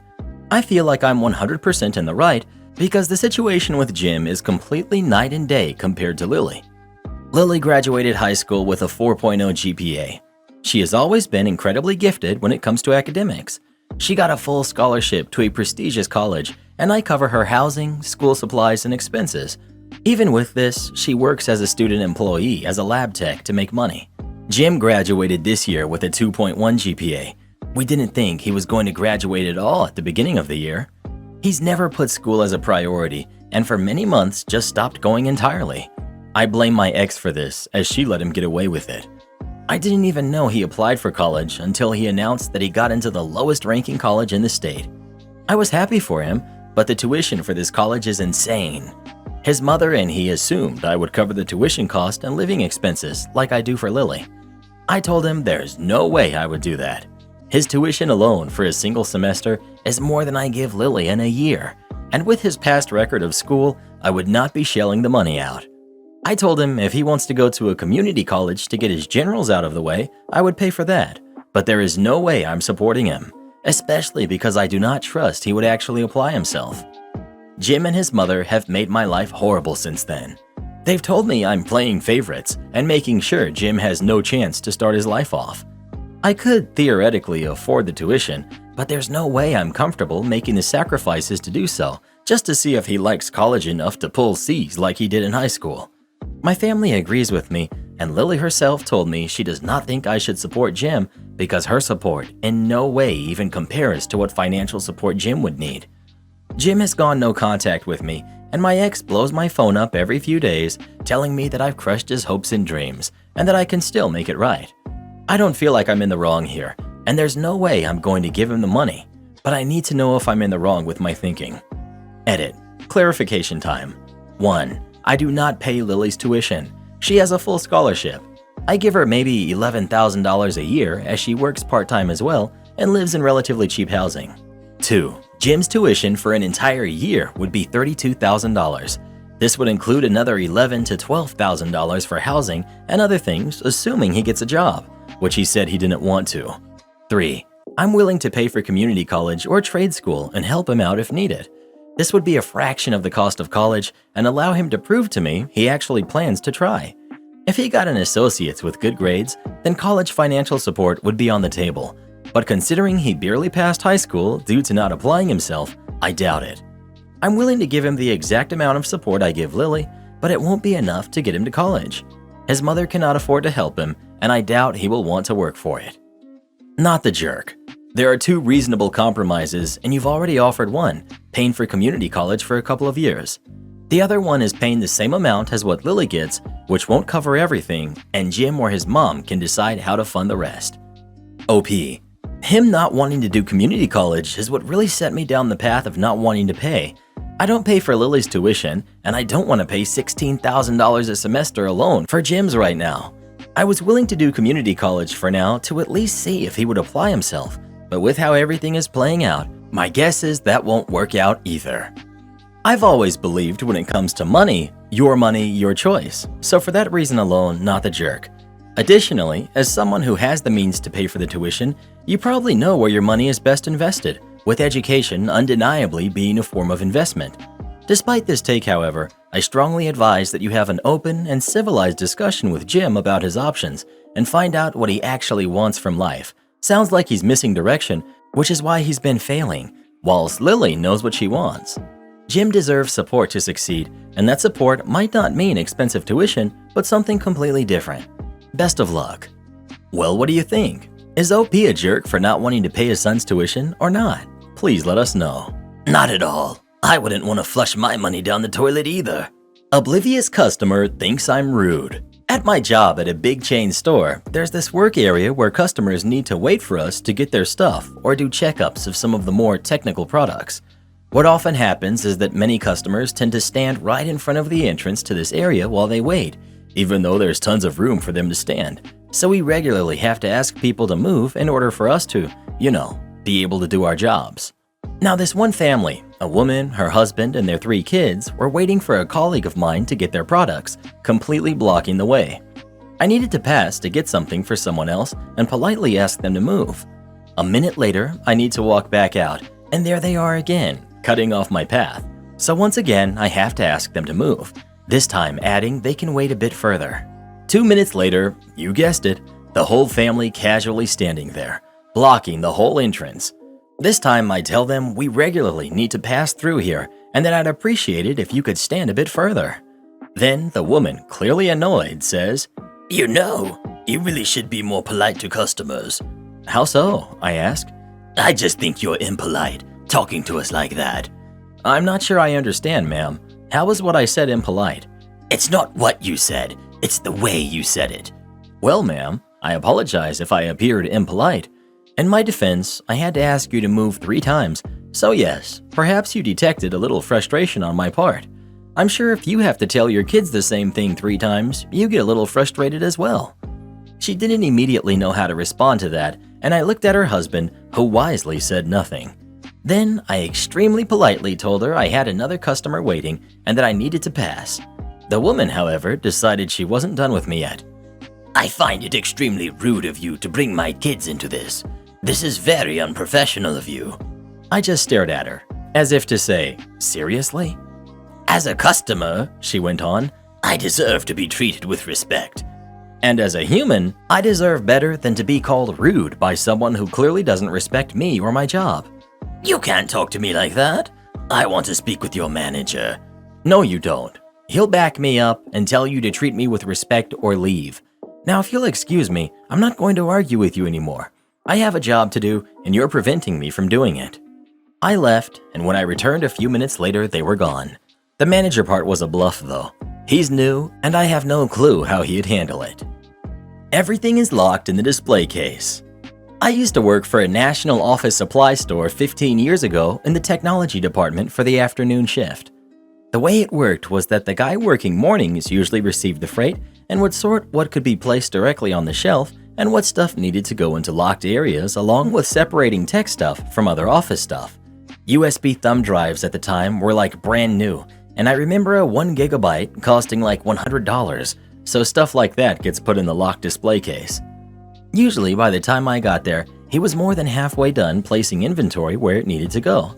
The first stuff to get put away was expensive items that needed to get locked up, so a customer with sticky fingers wouldn't walk off with it. Anywho, morning guy quit, and the store manager told me I was now responsible for his job and my job. I really gave it a go for about a week, hoping the manager would either hop in and help, or they would have a replacement soon enough. Needless to say, it was total chaos and an impossible job. When we would leave at night, stuff just kept on accumulating from the previous days along with empty shelves. Then I got told that they hadn't even posted a job announcement and that they were not hiring a replacement. It was just me. Not okay.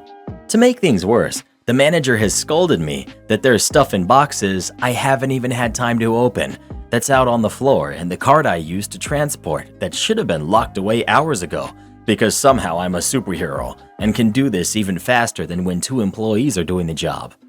Cue malicious compliance. I don't have time to sort out what needs to go where, so I open up the glass display case and just start chucking stuff in.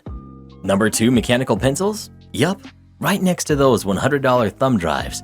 Post-it notes? Yup, right next to that $1,000 Canon Rebel digital camera. Whiteout naturally goes on top of the boxes for those expensive laptops in the case. I filled the display case to the brim and was only barely able to get the doors to slide closed and locked. Then I go on break. Manager has now noticed this problem and is lava level mad. I tell him everything is locked up, just like he asked.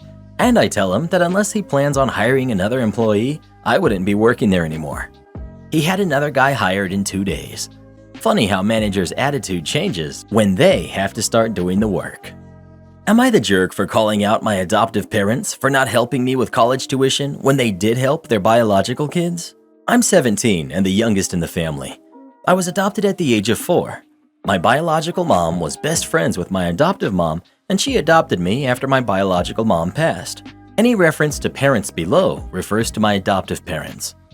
I have 3 older siblings. My parents covered their college tuition in full and then covered law and medical school for 2 of them as well. The other sibling didn't go to grad school. They also gave them a stipend to cover living expenses. I talked to my parents about college and what help I can expect, and surprisingly, they told me there won't be any help because they don't have any money left over after they had paid for my siblings. I wasn't expecting a similar level of support, but I was expecting some kind of help. My mom told me that my biological mom didn't leave money for my college, so I'll be on my own. So I asked if this is really about money or if this is about me being adopted and not their real son.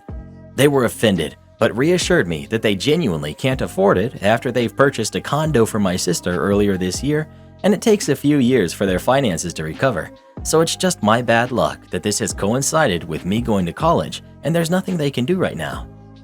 I called them out and told them that I'm not buying this explanation at all, and they wouldn't be doing this to me if I were their biological kid. My dad reminded me that I'm acting in an entitled way and should instead learn that we don't always get what we want. He told me that most parents can't fund their kids' college tuition, and I'm acting like I'm entitled to a tuition-free college when I'm not. But my point has been about me being treated unfairly compared to my siblings. In the end, they told me that they don't really need my permission or approval to support any of their kids, and I just need to accept that this is their decision. I said in that case, they also need to accept that I believe I'm being treated differently because I'm adopted, and their answers have not been convincing. They told me I'm being an entitled brat. Now I fear that I may have overstepped, and indeed, maybe I am being a jerk. Not the jerk. If they were helping with college and housing for their other kids, then they should have budgeted in a way that there would be some left for you. I don't think you're entitled for assuming that you would get the same treatment as your siblings. Have they showed favoritism like that in other areas of your life growing up? OP. Yeah, man. My siblings were always the favorite, but I don't usually make a big fuss about it. Not the jerk. Of course, kids are not entitled to their parents' money for college and condos, but I think you are entitled to the same treatment as your siblings. If they support one, they should support all. Your age is not a secret, so they knew college was coming up, and they are making a choice. My dad paid for college for my sisters and not for me, despite being a millionaire, so I understand that it is really hurtful. They helped out all their other kids with college, then bought their daughter a condo, then told you it's not your business what they do with their money, then they call you an entitled brat? How are you supposed to feel? I definitely feel left out if all of this is true. Sorry, that sucks. Not the jerk. The reality might be that they do see you as different. She took in and adopted her best friend's kid, so they didn't end up in the system. There's no indication she was looking to adopt in general. It's an awful situation, and I suspect they wanted to make sure you had a good life, but they did prioritize their biological kids. Well, they did adopt you when your mom passed. At least you're fortunate enough they did that much. Believe me, there's lots of people who don't get their continuing education financed, so you're not alone. It's rough to see that you're not getting the same advantages as the others, but remember the sad truth that you are not their natural kid. They may be feeling that they've done enough for a kid that's not theirs. If that is the hand that you are dealt, your best choice is to move on. You're the jerk. I get that it sucks to know that you have to take on debt. What I don't understand is why it isn't enough that they raised you, facilitated a good education and life for you. You could have been put into care and had a much different life, but they took you in when they didn't have to. Unfortunately, you're not their kid.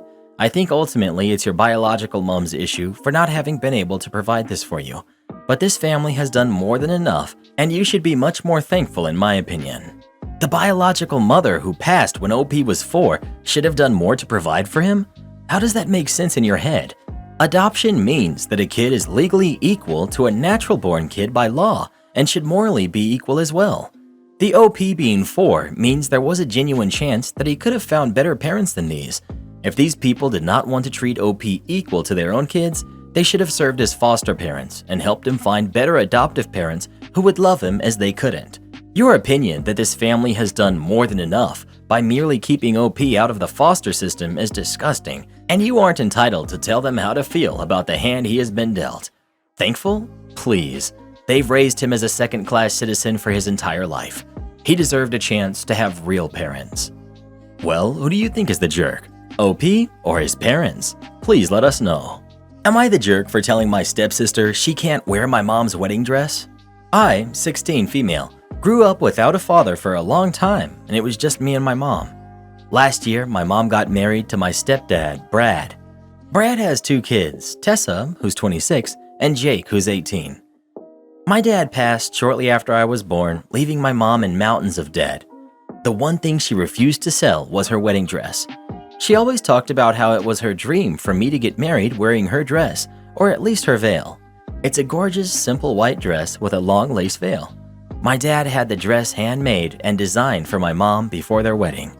When my mom remarried, she still refused to sell the dress and got a new dress for her wedding to Brad. She always talks about that dress being mine. Tessa got engaged last week. She was so excited to show off her ring and talk about her wedding plans. Tessa knows how much the dress means to me. So while talking about her wedding with my mom and Brad, she threw out the idea of wearing the dress my mom saved for me at her wedding because it'll save so much money.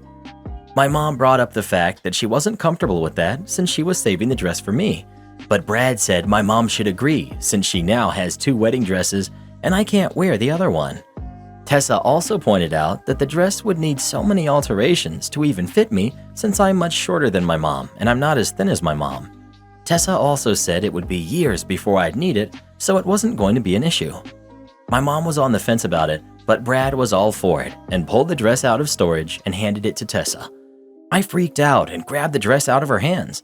I told her she wasn't allowed to wear my mom's dress and that she can get her own mom's dress or buy her own, but she wasn't allowed to wear the dress my mom is saving for me. I locked myself and the dress in my room. All day, my mom has been texting me and coming to the door, asking me to come out and talk to her and Brad. Brad has been calling me spoiled and selfish, saying that I'm acting like a huge brat. I just can't let some stranger wear the only thing of my dad I have left. I feel bad.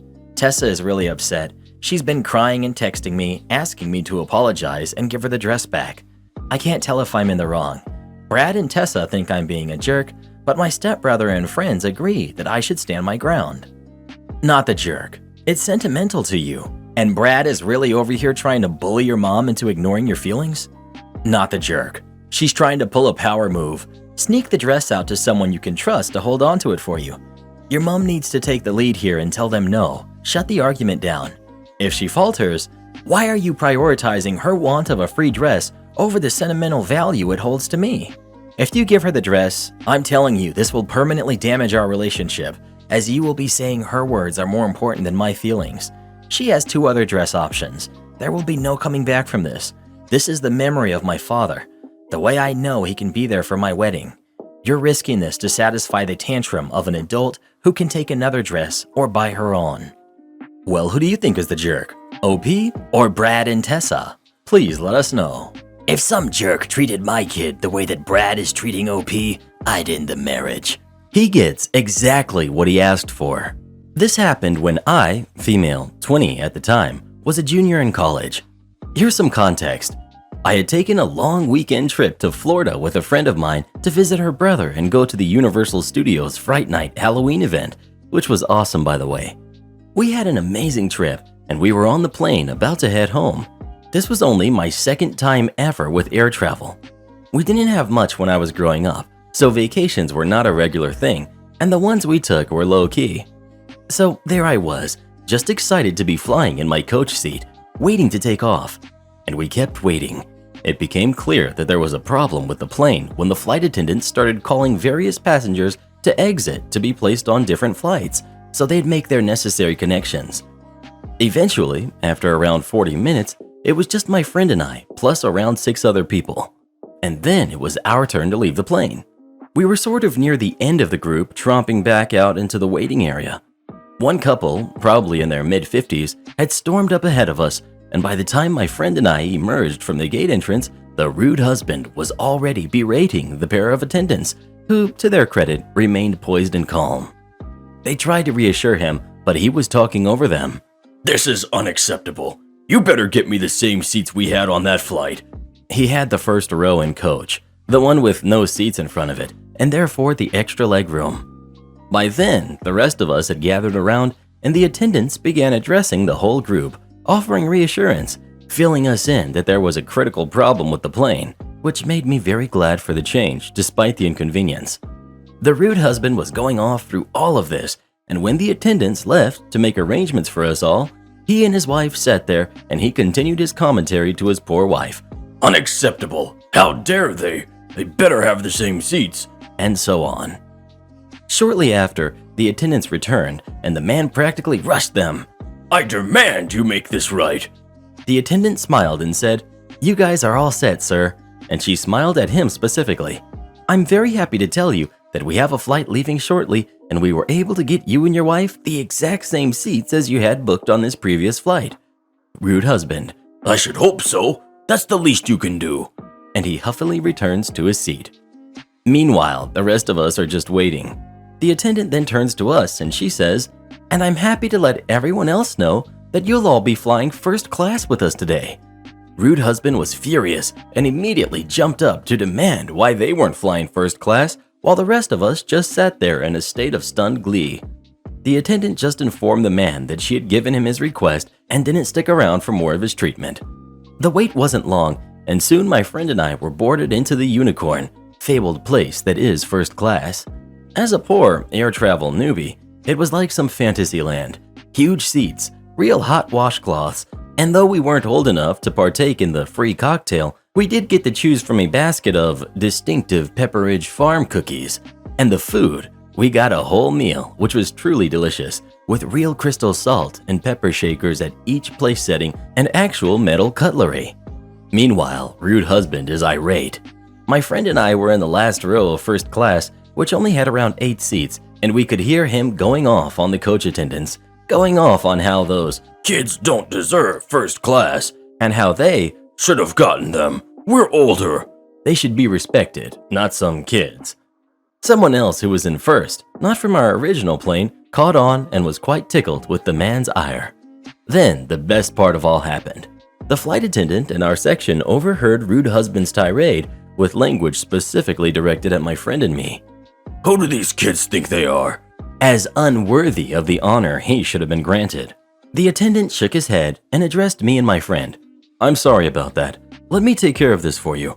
And he closed the curtain to the coach cabin. Rude husband realized what was happening, which makes it even better. I got one last look at his red, irate face before he was gone forever. It was glorious. Am I the jerk for not paying 50% of the rent? I moved in with my boyfriend 4 months ago, and we agreed that I would pay half of the rent and utilities. I am not on the lease, and the utilities are in my boyfriend's name. We have a 2-bedroom apartment, the second bedroom used as a combo home office for me and music studio for him.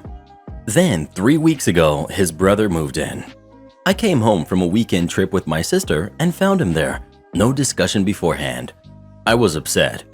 My boyfriend swore it was only for a week at most, until his brother moved in with a friend. so he spent a week on the couch in the living room. Well, to no one's surprise, that didn't happen. The friend decided he didn't want the brother to move in. Given that the brother doesn't work, doesn't clean up after himself, and is a general jerk, even my boyfriend admits this about his brother, I can't say that I blame the friend. My boyfriend says he can't kick his brother out when he has no place to go, and begged me to give him a couple of months. I had started packing my things. I reluctantly agreed, and boyfriend ends up moving my desk into the living room where I have no privacy while I work, and his music stuff into a corner of the bedroom where we are basically tripping over it, so his brother can have a bedroom. I told boyfriend he has 2 months to get his brother out or I would move out. It gets to the time of the month for me to send money to my boyfriend for bills. I send him 25% of the rent and 33% of the utilities instead of 50% for both. Boyfriend is upset, saying that is not what we agreed on. I told him I also didn't agree to live with his brother, and I'm paying what I feel is fair given that. My thinking is that every apartment I have shared, you pay rent by bedroom and utilities by person. Boyfriend starts freaking out, saying that he can't afford that and that I agreed to his brother staying. I told him that I agreed to not move out. I did not agree to financially support his brother. He told me that I can't just change our agreement, and I pointed out that he had when he added a third person to the apartment. Boyfriend insists he doesn't have enough money to pay that much. He is short on money, and his old roommate moving out is one of the big reasons I moved in. Boyfriend says that he will end up having to not pay something and that it will hurt his credit, which he's been working on rebuilding. He tells me that he is already short because he's having to spend more money on groceries with his brother there. I flatly refuse to pay for more groceries. I am refusing to budge. Boyfriend insists that I'm trying to hurt him financially because I'm angry with him and being petty. I am angry, and I know that I can make bad decisions when I'm mad. However, thinking about it, I don't think I should have to support his brother. Living with 2 other people should cost less than living with 1 other person. However, I am doubting my own judgment. Am I being petty out of anger? Am I the jerk for not paying 50% of the rent? My Karen in-laws are demanding I have more kids even though I don't want to. My husband and I have a 4-year-old daughter together. She is our one and only, and I was done after her. I got sterilized earlier to prevent falling pregnant again. My in-laws are unhappy about this because my husband is their only kid. They've said I was too rash in making the decision because I'm young, 30, and that I should think about my daughter and them and how a bigger family is always better when you have the choice. They told me it was unfair, that I was wrong. They deserve more grandkids. That was when I told them what I did. For context, our daughter was a much wanted and very planned baby, but the first 18 months of her life were the worst of mine. She was diagnosed as being a high-needs baby, and that is underplaying it. She never stopped crying, and there was no clear cause. We were in and out of the ER with her. We never got a break because nobody could stand to babysit her for us with the crying. My in-laws were around, and they would leave because it bothered them so much to hear her cry like that.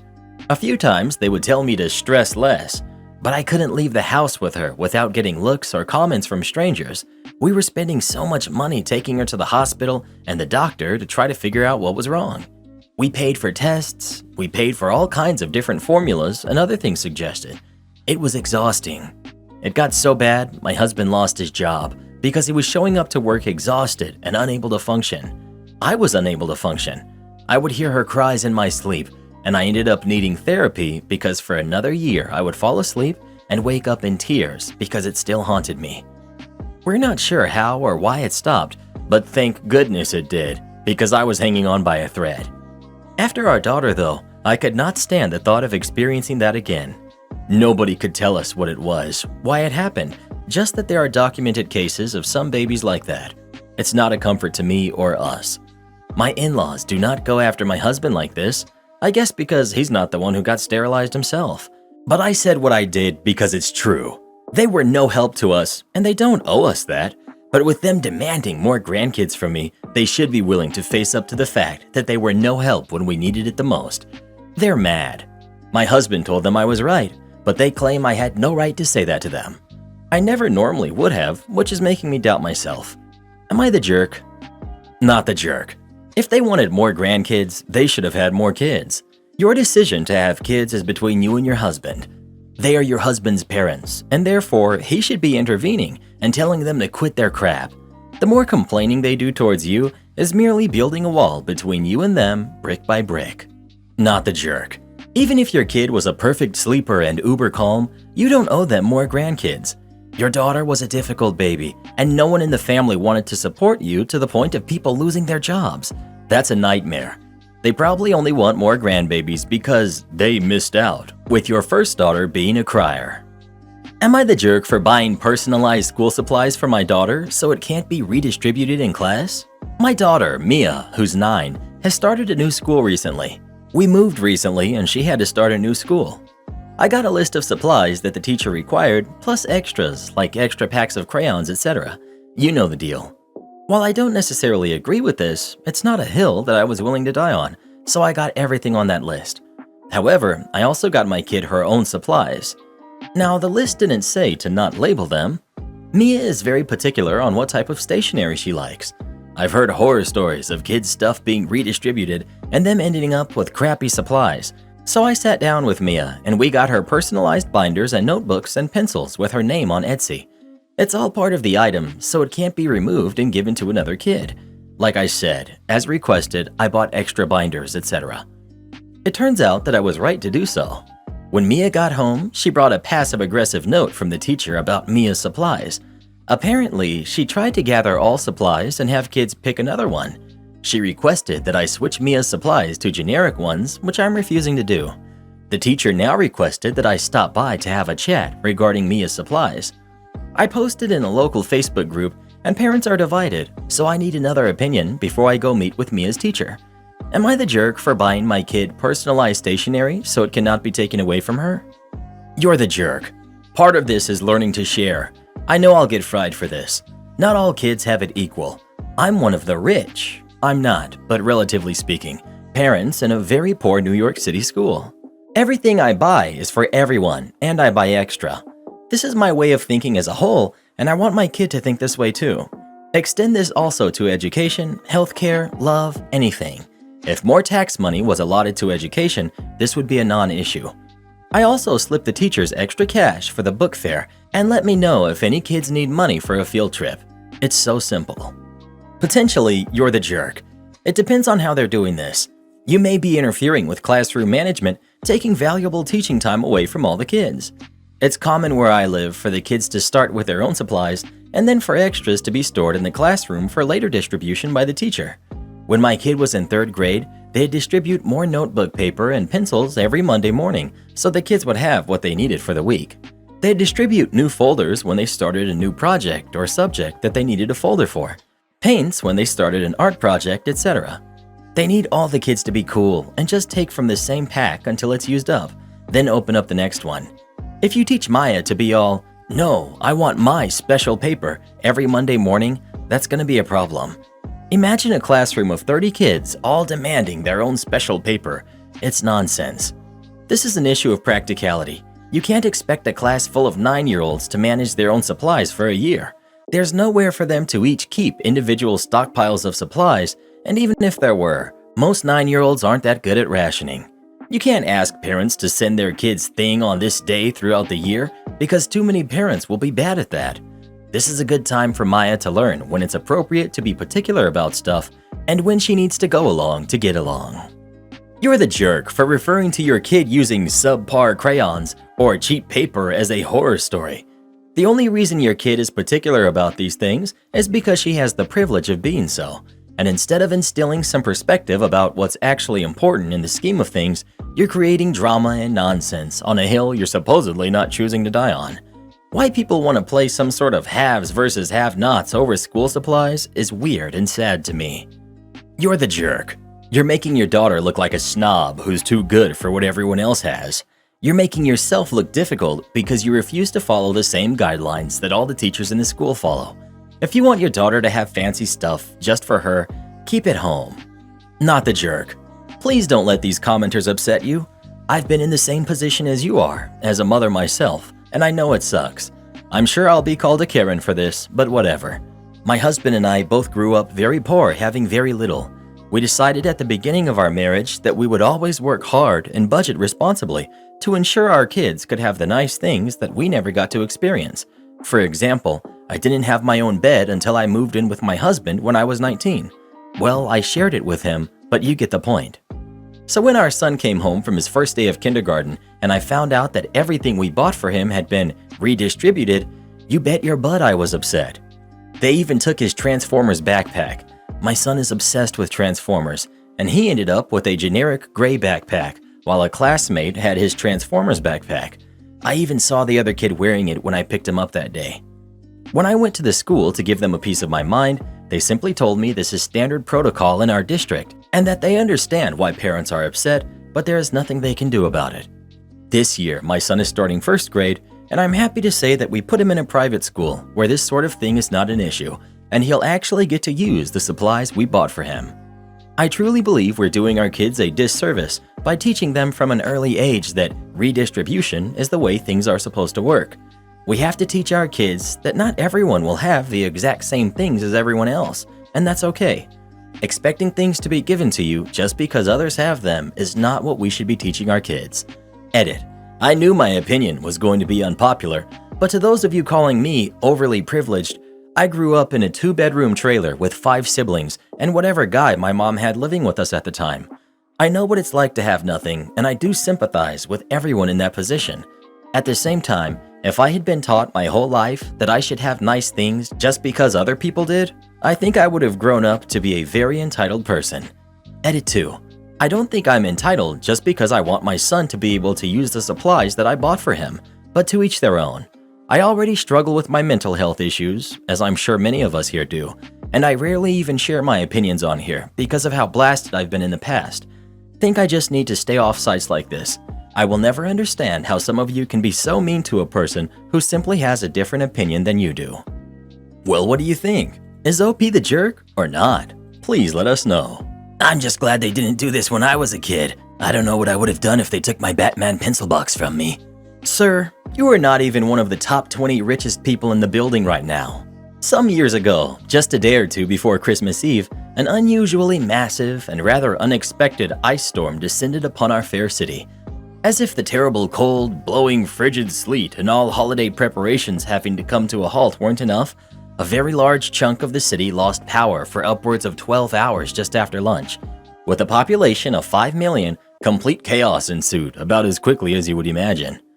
Some sporadic areas of the downtown core still somehow had power, and wouldn't you know it, lucky me was working in one of the only hotels that had light, heat, and water. A luxury hotel with 350 rooms, 13% occupancy, and enough staff on shift to reflect it. Every department in the building was running on absolute bare-bones staff because A, it was the slowest week of the year in our area, and B, pretty much a third of all employees in the building were either out on holidays or lived outside of the downtown core, and all methods of public transport were down for the foreseeable future. This meant calling in more people was pretty much not an option, and the majority of people scheduled to come in for afternoon and evening couldn't make it even if they wanted to. I was in the reservations/PBX office at the same time with 2 other people. We had 2 agents at the front desk, 3 housekeepers in the entire building, 1 houseman, 1 valet, 1 in-room dining server, and 1 chef between in-room dining and the 2 in-house restaurants, since they were completely dead up until this point. Add 1 poor jerk of a duty manager that was the cherry on top of our Sunday, and you have a weather catastrophe dream team. We went from 13% to 100% in the span of 3 hours. It was an absolute dumpster fire. People started flooding in and out of everywhere the second they found out we had power. However, because this happened to be luxury property, the people who could afford to suddenly stay at the very last minute for premium rate just before Christmas were as entitled and insufferable as you would imagine. Once we hit the dinner hour, there was already roughly a 3 to 4 hour wait for in-room dining, as surprise, surprise, no one felt like going out into the Siberian tundra that was forming outside, so they figured they would just order room service. Unfortunately, this was in the days before gig food delivery services, so it was pretty much their only option of not having to leave the building. Everyone was more or less a jerk and pretty upset about the fact that the room service order they had placed for their family of 8 was taking more than 15 minutes to arrive. One guest, however, particularly sticks out to me. For clarity's sake, let's call him Jerk. Since we only have the 3 housekeepers and 1 houseman, and a good 60% of our available rooms were dirty status since we weren't expecting to be at more than 20% for the next week or so, to say housekeeping was working overtime would be the understatement of the year. They were moving as fast as humanly possible, and I'm pretty sure somehow even faster, to flip rooms and try their best to cover whatever deliveries needed to be made. Turn down for us usually started around 7 or 8 p.m. on a normal day and came with a complimentary 250 milliliter bottle of water. For my American friends, that's about a small coffee cup's worth of liquid, barely even worth bringing it to the room. It was more of a gesture than anything, like the mint on the pillow. The jerk in question called down around 4 p.m. asking where his turn-down water was. After explaining that they were generally not brought up until turn-down service several hours later, Jerk still insisted that he wanted it now. I told him the best I could do would be to put in a delivery request, but informed him that the housekeeping and in-room dining teams were extremely behind due to the storm and unexpected influx of bookings, so there would most likely be a very long wait. Maybe an hour later, in between all of the screaming in-room dining guests, repeatedly calling us every 10 minutes to ask if we're sure we have no rooms left, and the flurry of direct, "Why are you sold out though?" inquiries, Jerk called back to ask where his free tiny water is. I launched into my, "We do apologize. However, due to the storm and circumstances out of our control, acts of God, etc., our service team is extremely limited, and we're moving in a priority sequence as fast as we possibly can," speech that had basically become my new catchphrase in the last few hours. Jerk cuts me off, and I kid you not, said verbatim, "Well, I have an American Express black card, and I should be top priority." This jerk was in our lowest room category on a CAA rate, complaining about his free thimble of water, while we literally have 3 of the richest people in the country, one of them being one of the Shark Tank billionaires, in the building, along with pro athletes, musicians, and apparently the entire bridal path. By this point, I'm 10 hours into my 6-hour morning shift. I've spent the whole day being screamed at, harassed, and literally being personally blamed for the bad weather, and I'm just completely over it. Without even pausing or thinking, I immediately snapped back. "Well, sir, if it makes you feel any better, all of our other guests that have American Express black cards have been waiting just as long as you, and I don't believe any of them have complained about it. Is there anything else I can help you with?" Jerk just grumbled something along the lines of he will be filing a complaint, and I wished him a wonderful day before hanging up while he was mid-sentence. One of the only other people on shift in my department that day was my supervisor, who was a real one. As soon as I hang up, she proclaimed, "I did not hear anything. I have no idea about a water bottle request, and looking through the call recording log, it seems somehow all of the calls from this room number have somehow been deleted, even without being prompted." We wrapped ourselves in blankets, took off our shoes, and ordered pizza to the office. The official forget it phase of the day progressed until the overnight arrived and we got the heck out of Dodge. There was no turn down for anyone that night, and Jerk never did get his tiny water. I invited my supervisor over to our family Christmas dinner. Am I the jerk for locking up my valuables in my house? I, 21 female, and my boyfriend, 23 male, have been living together for 2 years. There's always been a bit of money struggle, as I used to make more than him and have usually been picking up the slack in our household. However, I've started a new job and I'm earning a lot less than before, so I've started to be more cautious about the amount that I'm spending. During our relationship, I would usually buy all of his toiletries and most household products. I told him I would not be doing this anymore as I need to cut down my own spending, and he also works and is capable of buying things on his own. I thought he had agreed to this, but as time has gone on, I've noticed all of my expensive skincare and even my own deodorant being used up really quickly. I asked him multiple times to please not use my stuff and even bought him his own skincare so that he could have his own stuff. The thing that sets me off was that I had bought myself a $220 face wash that's only supposed to be used sparingly. I have horrible eczema that I have prescriptions for, and the products I buy are specifically for my eczema. I hadn't used it in a while, and when I picked up the bottle, it was empty. He laughed and said he would replace it, and then refused when he learned of the price. I took inventory of everything else I owned and found out he had used up to $800 worth of product in around 3 months. I know he isn't naive because I tell him the price of everything I get and tell him not to use them. I ended up buying a safe that I put under the sink And I put everything that I had left inside of it and hid the key, so when I go to shower and get ready, I can use my own things and not worry about not affording to keep my skin in check. When he found out, he lost it and said I was overreacting and that I don't trust him. It's turned into a massive deal, and my friends think I'm being harsh. I simply cannot afford to keep buying more skincare, and I've even been hospitalized this year due to a huge flare-up I had after running out of products. He's taking it very seriously, and I don't know what else to do, as I've already tried asking. Am I the jerk? I mean, not the jerk, but if you're at the buy is safe because I can't trust him to not use my stuff stage, just break up. Came here to say the same. It's amazing how things can gradually go bad in a relationship, and it happens so slow, people don't realize how messed up things have become. That's so true. Took 12 years for me to take a good look at my marriage. This person is so lucky she's young and seeing these red flags now. Yup, the boyfriend is using what is known as the marinara sauce skincare routine. And when OP's skincare products aren't just some nice lotions, but actual prescribed medicated creams for a medical condition, it's about way more than skincare. He's maliciously stealing her medication, knowing that it's expensive, then laughing about it and refusing to pay her back. And now he's whining that she locked up her stuff? If he's truly not going to use her stuff, then it doesn't affect him at all if she locks it up. He doesn't get to complain that she doesn't trust him when he's openly and unapologetically untrustworthy. Note, he specifically refused to pay her back because it was expensive. He feels entitled to OP's things and sees no problem mooching off of her. This is a guy that will always hold OP back and keep on lying and stealing from her because he doesn't respect her, and that shines through all of this. OP should take his admissions and go to small claims court after dumping the guy. Not the jerk. Why do people stay with people like this? You're locking up your stuff in his safe so he doesn't steal it, and he's getting mad at you for it? Do you not see how ridiculous that is? He has absolutely no respect for you.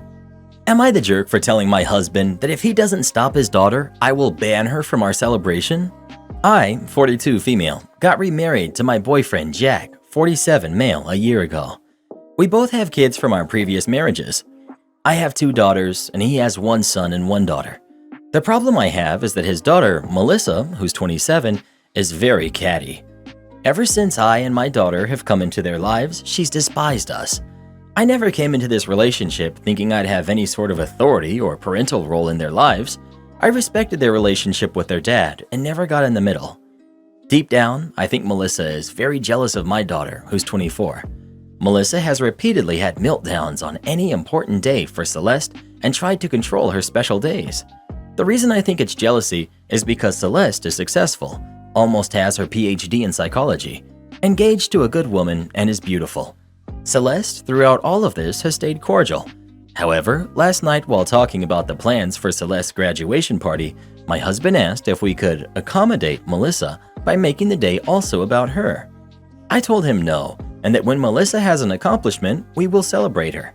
He got upset and said he told her we would, and that she's already making plans. I told him if he doesn't stop her, I will uninvite her. He's been mad at me since. Am I the jerk? Edit. I just want to say this before a comment comes in. Yes, I got pregnant very young. Yes, I love my kids very much. Update. We've read through the post and the comments together. We've gotten nowhere. He's mad I posted it. Fair. And he's mad that I'm unwilling to see how unfair it is for us not to accommodate her when we know how she is. I'm tired of him enabling her.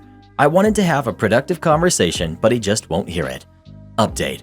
I've told my husband he either fixes it or he can consider himself and Melissa uninvited. I refuse to have my daughter's massive achievement overshadowed by either of them.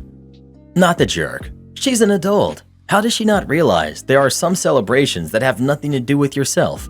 She really needs to mature. Not the jerk. She's 27. She does not need accommodation. Tell them you're concerned about Melissa's history of meltdowns, and because of Melissa's behavior, she will not be on the guest list. This crap needs to stop now. So let me get this straight. Your husband is upset because he wants to make the graduation celebration for your 24-year-old daughter also a celebration for his 27-year-old daughter. And his daughter is not also graduating, and she has nothing particular going on in her life that warrants a celebration. Assuming the above is correct, you are obviously not the jerk. Both of your daughters are full-fledged adults, and there's literally no reason you should have to pander to or appease his daughter at your own daughter's graduation celebration. Just the fact that he is requesting this is a weird red flag. Like, what is his justification for even making this request? What exactly would you even be celebrating for Melissa? Her mere existence? The whole thing is super strange in my opinion. Well, who do you think is the jerk? OP or her husband and Melissa? Please let us know. Sounds like Melissa might have had her school supplies redistributed when she was little.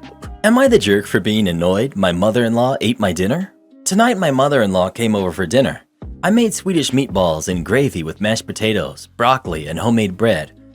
In my house, we tend to eat in the lounge room unless it's a big event, so I dish up everyone's meal. Kids, mother-in-law, and husband. I take their meals to them, and then before serving mine, I have to run out to the line and grab some clothes that I hung out earlier. No big deal. I served up generous portions for everyone, way more than I thought they could eat. But when I got back from the line, my dinner was gone. I asked if anyone knew what had happened to the food on the bench, and mother-in-law pipes up and says she wanted some more. She's piled her bowl full of meatballs, way more than she would ever eat. I'm stunned. I figure, oh well, I'll just grab some fast food a bit later or something, because maybe she was super hungry. My bad for not cooking enough. But once she's eaten what she wants, she asks for a container so she can take her extra portion home for dinner the next night. I'm pretty annoyed at this point and mention that it was meant to be my dinner for that night, not her takeaway meal for the next night. She says, "Oh well, you can eat it then." And I reply with, "No thank you," and hand her a container. I didn't want to eat her leftovers. She leaves and my husband puts the kids to bed. When he comes back in, he asks what's wrong, and I tell him that I'm hungry. I cooked the meal and didn't get to eat any of it, and I'm upset about it. He agrees mother-in-law was way out of line and messages her that her actions were greedy and selfish. She owes me an apology. She replies telling him that I acted like a jerk. I should have cooked more and anticipated that she would take a portion home for the next day. She offered me what she didn't eat and I didn't want it. It's not her fault, and that I owe her an apology for my attitude and snarky comment. She's also posting on social media about what happened, and people are saying that I'm a jerk and a rude host.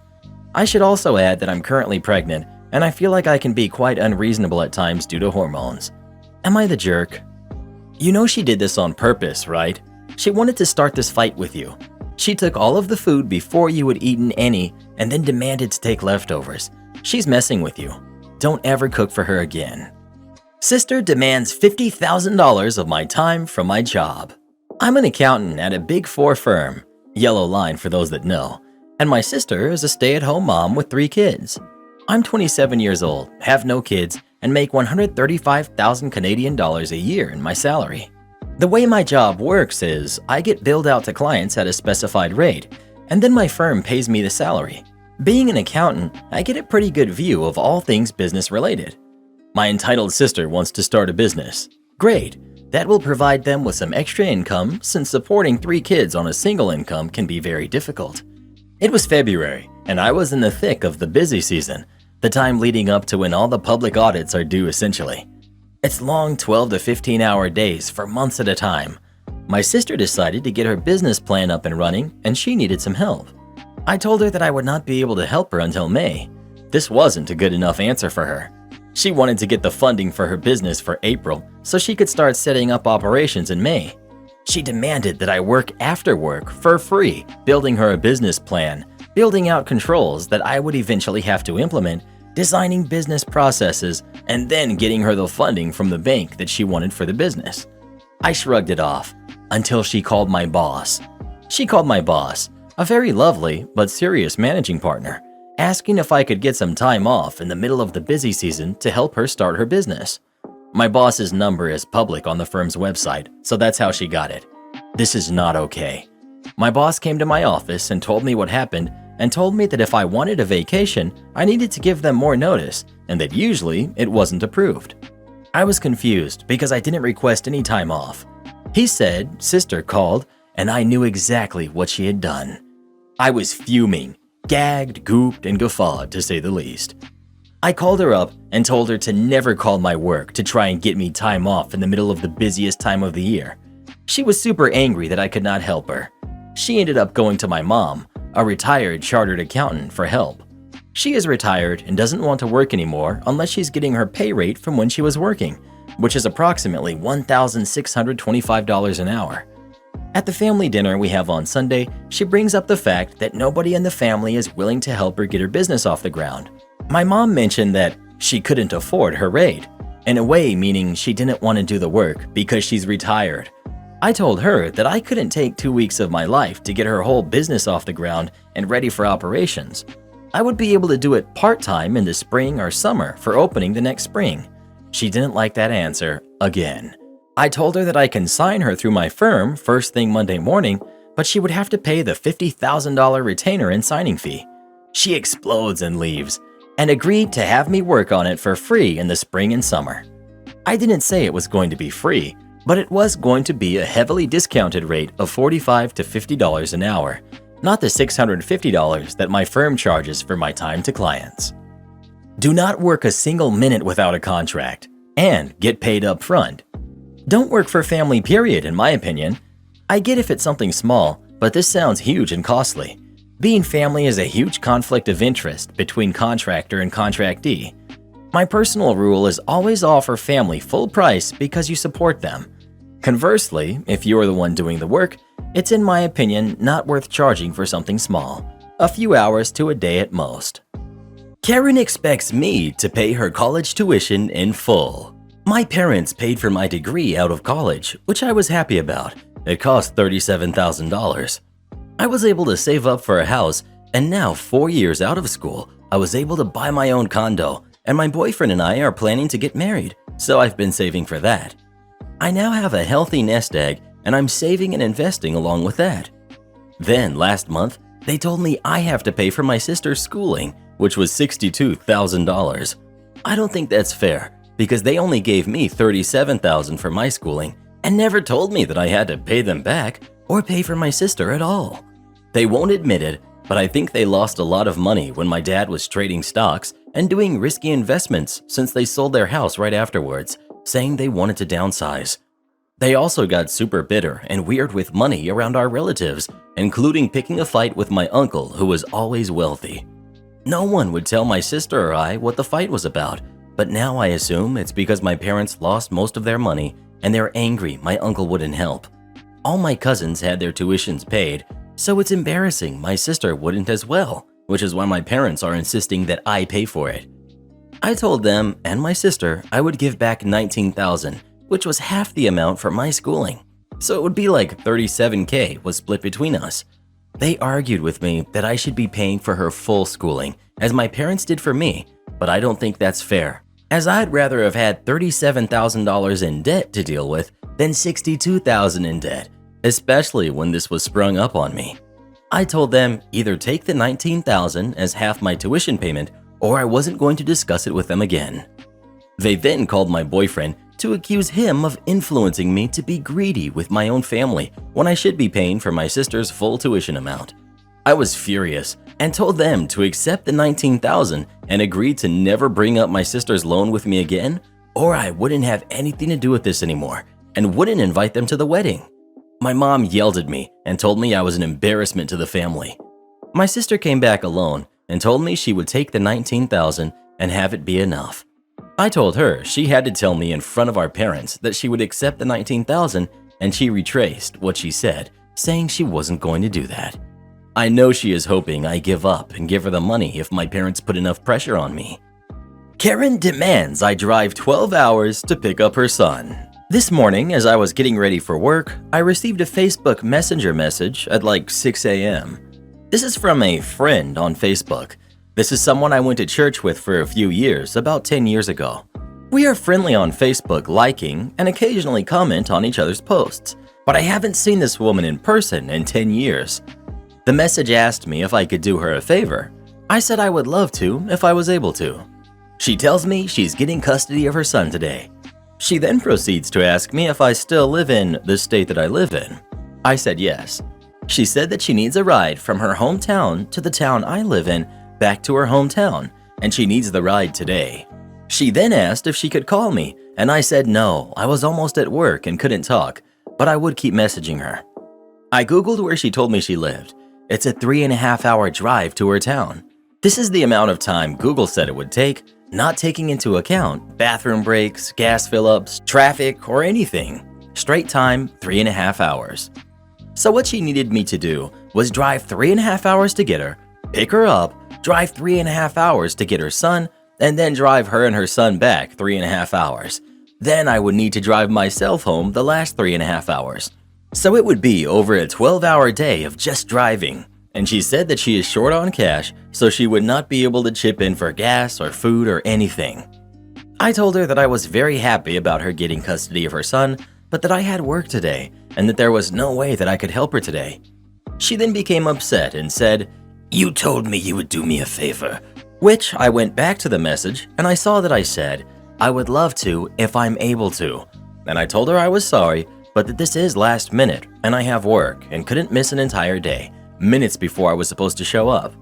I don't feel like I'm the jerk in this situation, but the way that she reacted to me telling her I couldn't help makes me feel like I am.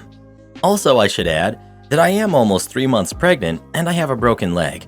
Both of these things I shared on Facebook, and both of these things I know she knew about because she had commented on the posts. So, am I the jerk? Obviously not the jerk. This woman sounds totally off. No wonder she has nobody else to ask. That lady may be short on cash, but she's sure long on nerve. And consider this, she can't get herself from point A to point B without the assistance of a virtual stranger. Are you certain she was granted custody, or was she roping you into custodial interference? Well, what would you do in this situation? Would you help her or not? Please let us know. I'd screenshot her ridiculous messages and share them on Reddit so everyone can laugh at her. Am I the jerk for changing the way my mother-in-law looks in my wedding photos? This happened at my wedding. I am very detail-oriented and planned our wedding with my husband very meticulously. Everything was color coordinated and everything was aesthetically pleasing. Our colors were pink and black. I wanted parents and grandparents to also wear our wedding colors so the wedding photos would be cohesive. I specifically spoke with each person and told them the color scheme and how I would very much like everyone to color coordinate. Nobody had an issue with this, so I thought. Both sets of husband's grandparents went out shopping to find clothes to explicitly match our wedding party. I thought that was so cute and appreciated it immensely. My mom and I went shopping for my grandparents because they asked us to, so they were also matching. I offered to take my mother-in-law shopping to pick out something to wear, but she declined and said she would go with her friends. I said okay and kind of forgot about it. The night of the rehearsal, my mom asks my mother-in-law what she's wearing, and she responds with a long dress in the wedding colors. Next day, I'm getting ready in the bridal suite, and my mother-in-law moseys on up and is wearing a royal purple ball gown. She doesn't wear makeup that often, and I was shocked to see she was wearing neon blue eyeshadow and bright pink lipstick. Her husband wore a matching tie. I was livid, but ignored it because I didn't want it to ruin my big day. My father-in-law asked me how he looked during pictures, and I responded, "You and mother-in-law stick out like a big sore purple thumb."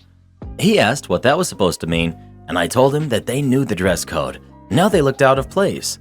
He said he wore what was given to him, and he would relay the message to my mother-in-law.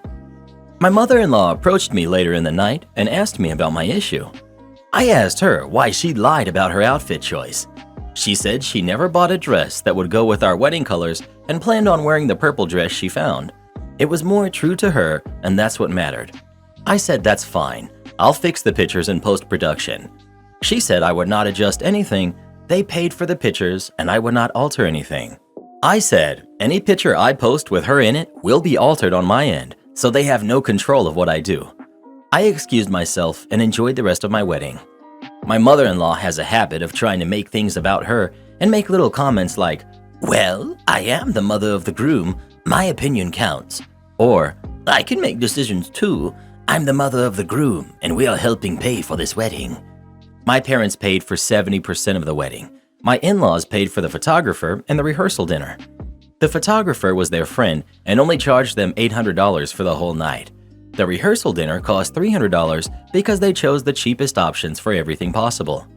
I asked my parents, his parents, my grandparents, and his grandparents to please wear black and pink. All the men wore black tuxes and pink or black ties. The women, minus my mother-in-law, wore black dresses or pink dresses. No other guests had stipulations to their attire except, please wear formal attire. Edit. My father-in-law knew about the color scheme and went along with my mother-in-law's plan because he wanted to prove a point. My mother-in-law went out and purchased the purple dress when she had a beautiful black dress in her closet.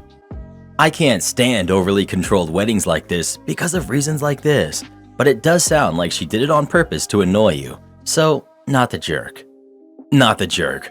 Her big eyesore didn't turn out the way she wanted. Those are your photos, not hers. If they didn't intend those photos as a gift, meaning you get free reign, then they should have made that clear way before the wedding. Not the jerk. If it were a simple misunderstanding, I could have given her the benefit of the doubt, but the fact that she straight up lied to you about what she was wearing makes her the jerk 100%. She knew what she was doing, and from the sound of it, she went out of her way to be as ostentatious as possible. This is your wedding, and it's not about her. I don't think asking people to color coordinate is an unreasonable ask at all, but it's like she went out of her way to draw as much attention to herself as possible. Well, who do you think is the jerk? OP or mother-in-law? Please let us know. Confession, I've never been to a single wedding in all of my life, and I definitely don't plan to. Am I the jerk for not acting like a mom to my son? I know this sounds bad, but let me explain a little. I'm 35, female, have a 14-year-old son. I do everything I can for my son and make sure he has everything he needs. Lately, he's been acting out a little at home and school, so I decided to sit him down to try to figure out what was happening. He's my only child, and his dad and I are still together. I tried to sit him down and ask why he was acting out. I was concerned if maybe it had something to do with myself or his father, but he wouldn't budge. I asked him was there any issues going on at school, because if there was, I would be more than happy to help him. I was scared there would be bullying at his school, and I was prepared to transfer him to another school if necessary. He said there was no bullying, and he hadn't had any issues. He just felt like 14-year-olds should act out a little. I told him his behavior was not allowed in my house. His behavior consisted of swearing at myself and his father, at his teacher, and much more. I tried so hard to discipline him as much as possible. So here's where the issue started. After a little fussing with my son, he said, "My life would be better if I didn't have a mother." I was extremely hurt. I said, "Okay," and went on with my day. I prepared dinner for myself and his father, not for my son. When my son smelt the food, he came downstairs and asked where his was. I responded, "I made dinner for myself and your dad. Since life is easier without a mom, there's some heatable food in the freezer."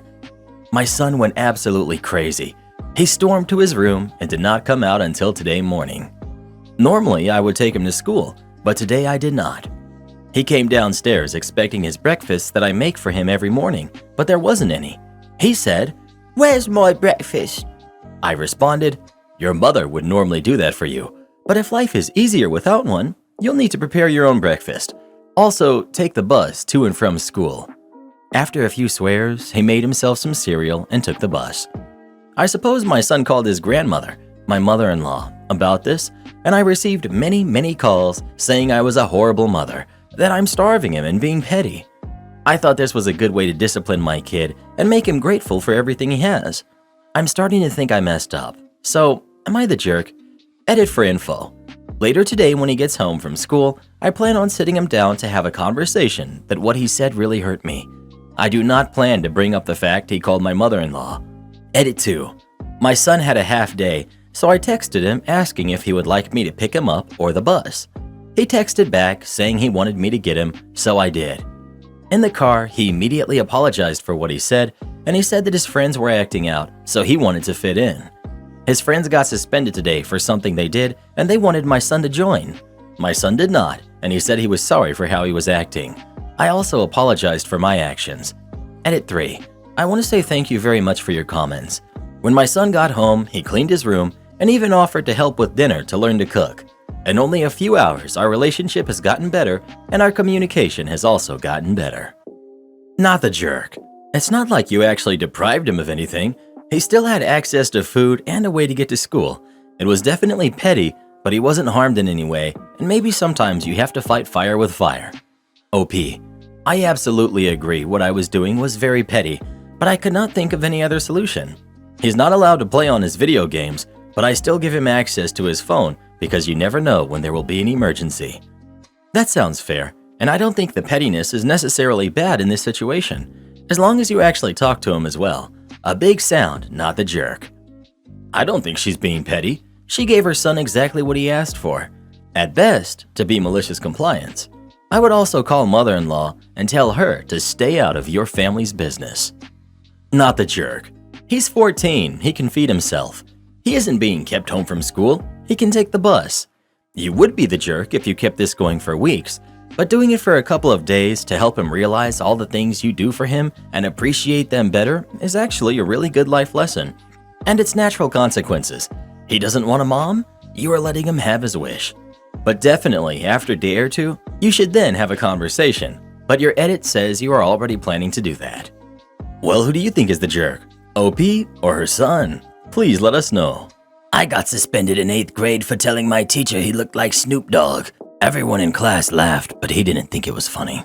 Am I the jerk for excluding someone from a dinner because of their food allergies? I, 31 female, am part of a friend group that meets up for dinner about twice a month.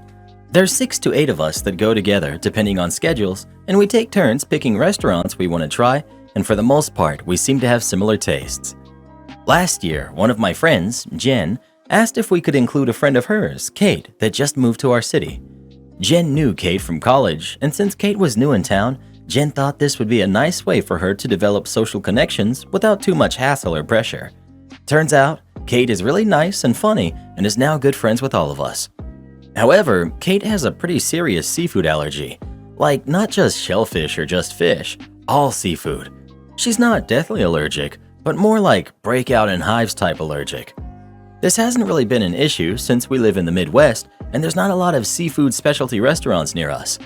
There are a few that we tried before Kate moved here, but none of them were worth risking Kate's allergy to go back to. That was until a new sushi restaurant opened up about 4 months ago. My husband and I went, and it was amazing. We then went on a double date with another friend and her husband, and they loved it too. So when it was my turn to pick the next restaurant, I suggested that we go to this sushi place. A few other women spoke up that they've been wanting to try that place too. But then Jen spoke up and reminded us of Kate's food allergy and asked if I could pick a different restaurant. Unfortunately, the sushi place doesn't really sell much of anything that isn't seafood. Yes, they have some dumplings and other types of stuff for appetizers, but that's pretty much it. Not exactly a full meal. But I did the nice friendly thing and picked a different restaurant that we could all eat at. The next week though, I asked the other girls who wanted to try the sushi place if they wanted to go with me, and they accepted. It wasn't part of our normal scheduled dinners, just a few of us. But word got around that a smaller group of us had gone to the sushi place and didn't include everyone. Jen, Kate, and another friend were upset that the rest of us had gone somewhere else without them. They felt that we were purposely excluding people. But to me, this isn't middle school. We're allowed to do things as friends outside of the full group. And since Kate has a food allergy, it makes sense that she doesn't attend a meal like this. We still have our normal scheduled dinners, just this time a smaller group went to a restaurant that another friend could not eat at. Like, if I wanted to exclude Kate, I could have just stood firm on eating at the sushi place to begin with, but I didn't. But Jen and Kate specifically think I crossed a line by going behind their backs to eat with just a few of us, and that I'm trying to create division in our group. Now people are taking sides and pointing fingers, and it's a whole mess. Not the jerk. You picked a different place for her with the whole group. You just decided to go with the interested group of friends to that restaurant later on. They can't expect you to never eat seafood just because one person in the group can't. Jen comes off more like Kate's mother than her friend. When multiple people expressed interest in the seafood restaurant, Jen should have backed off. Kate is a grown woman. She can decide for herself if she wants to go to the restaurant and just eat a few seafood-free appetizers or sit one restaurant out. No, I think it was nice of Jen to advocate for Kate in this little way. Kate's new to the city. Jen invited her to join their dinner group as a way to make friends. Everyone likes Kate, and Jen reminded them of Kate's allergy, so Kate didn't have to feel like she was making an imposition on everyone she doesn't know very well. Seems like decent, socially aware behavior all around. Well, who do you think is the jerk? OP or the upset friend group? Please let us know. Having friends is so overrated. People are so much more trouble than they're worth. Am I the jerk for excluding my mom from my college move-in day? I, 18 female, graduated high school a year early and decided instead of taking a break, I wanted to immediately start college. So I did a semester at a community college last year just to get ahead, and now I've actually moved on to a campus to finish my degree. I lived with my mom, who's 42, and her husband, Ryan, who's 48, halfway through high school because my siblings, Amy, who's 10, and Liam, who's 7, wanted me around. And I wanted to see them too before I started doing adult stuff and got too busy to come around as often. As much as I loved being near my brother and sister, I hated living in the same house as Ryan because he and his family weren't shy about the fact that they don't really like me. When he and my mom first got together, it was like I was being purposely excluded from everything he and his family would invite us to. On holidays, I'd have a seat at the table, but no one would really talk to me. I'd be asked to take pictures instead of be in them, and anytime I tried to make an effort to be included, I was always told that it was just for the family, not me. It got worse when they had my siblings, because then I would have to sit on the sidelines and watch as my brother and sister were enthusiastically accepted and wanted by Ryan's family, all while they made it blatantly obvious that they didn't want anything to do with me. There were times when Ryan would schedule family outings but find a way to leave me at home, or he'd just straight up say I wasn't invited. The real last straw was when Ryan's sister got my mom a Mother's Day gift a few years ago. It was a locket with a picture of my brother and sister in it, and she said it was so my mom could always have her 2 kids close to her heart. My mom didn't say anything about me. She didn't even glance in my direction. So I stopped trying and just accepted that I'd never be a real part of her new family because I just wasn't wanted there. I'd been slowly packing my things up for the past year, either taking them to my dad's house or getting them ready to go to my dorm. So on Saturday, when move-in day started, I put all of the stuff I planned on taking into my car and drove to campus myself. My dad met me there and we decorated my room together. My mom thought I was just spending the weekend with my dad, so when I ended up telling her that I wasn't going to be coming back during the week because I had moved in already, she got really upset. She said it was hurtful that I would exclude her from this huge moment in my life, and that as my mom, it's her job to be there for this journey and be there for me. I told her that she had been letting her husband exclude me from her life since the day they started dating, and because that never seemed to bother her, I didn't think it would be a big deal for me to do it too. I felt justified in this at first, but I could really tell I hurt her feelings, and now I'm starting to think I may be the jerk. Info: I did mention the exclusion to her a lot when I was younger. She said she had talked to Ryan about it, but nothing changed. I tried again when I started living with them, but still nothing happened. I told her about the move-in date a few times, but she's been busy, so I guess she forgot when it was. Not the jerk. So your mom thinks, as your mom, it's her job to be there for you and for this journey? Pity she didn't get the memo years ago about being there for her kid. Sorry if this seems harsh, but your mom needed her feelings to be hurt, badly. Only then might she finally get a clue about how you've been feeling all this time. Not the jerk, but your mother and her precious new family sure are. I wouldn't let her play mom for any of the big moments. I'd avoid their house as much as you can. I'd even say things like, "If you miss me, look at the locket of your kids." Or, "Sorry, it was a family outing, so you weren't included, obviously, since I'm not included in your family outings."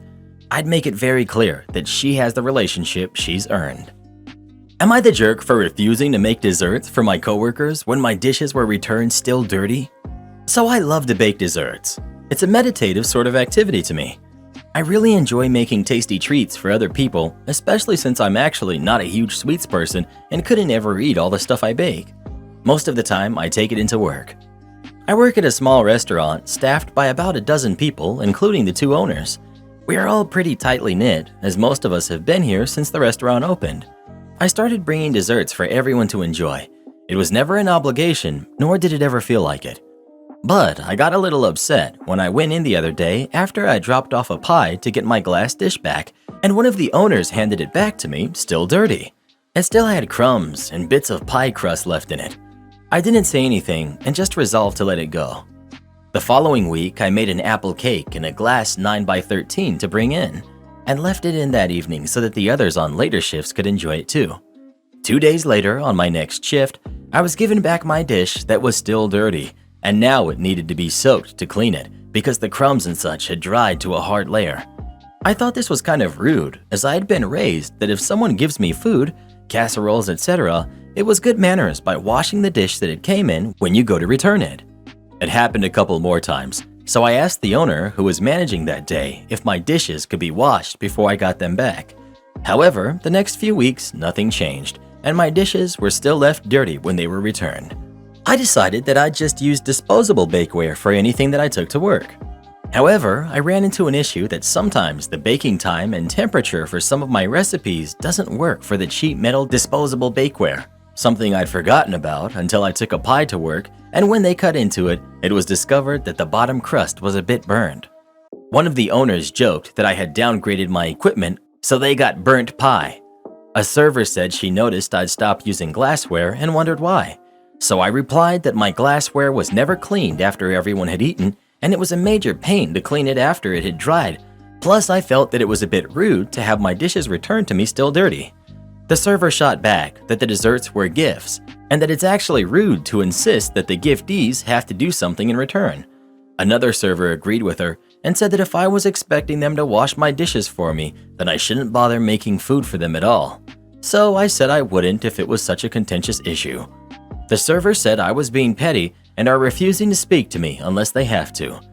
Now, I could see their reasoning that someone being gifted something shouldn't be obligated to do something in return, but I still feel that it's rude to not wash the dish that gifted food came in. So, am I the jerk? Not the jerk. They work in a restaurant. Why are they returning dishes dirty? Not the jerk. You're not obligated to make desserts for them. If you're making the effort, then it's basic manners to clean it and give it back. Not to mention, they themselves said you should stop if you want clean dishes back. Not the jerk. I believe there's a difference between treats and gifts. It's just common courtesy to clean a dish before returning it to someone. They're ungrateful slobs who don't deserve any of your delicious treats.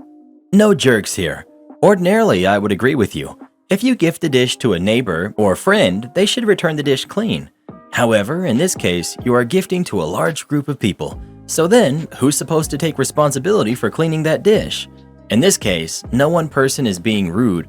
There just isn't a fair way to allocate that responsibility among the random people that benefit from your gift. If you say the person who takes the last piece, I guarantee there will be a little piece left in your dish until you pick it up. This 100%. I work in an office where people occasionally bring in treats, and it's just assumed that they're also responsible for dealing with the dirty Tupperware at the end of the day because nothing else makes sense. Dealing with the cleanup is part of the gesture. Although this particular case is kind of silly because every commercial kitchen I've ever been in has a dishwasher that could clean a pie pan in like 90 seconds. No jerks here. While yes, it is annoying, there's no real rule that says you have to do this. Curious to know, who would you expect to wash it? I'm assuming, since this is at work, that the dish is set out in an open communal area where people can take a piece when they want.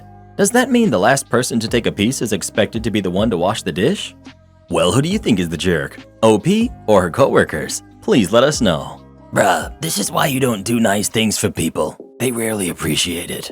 Don't like me flexing my work hours? Me, early 20s, getting a job at McDonald's flipping burgers.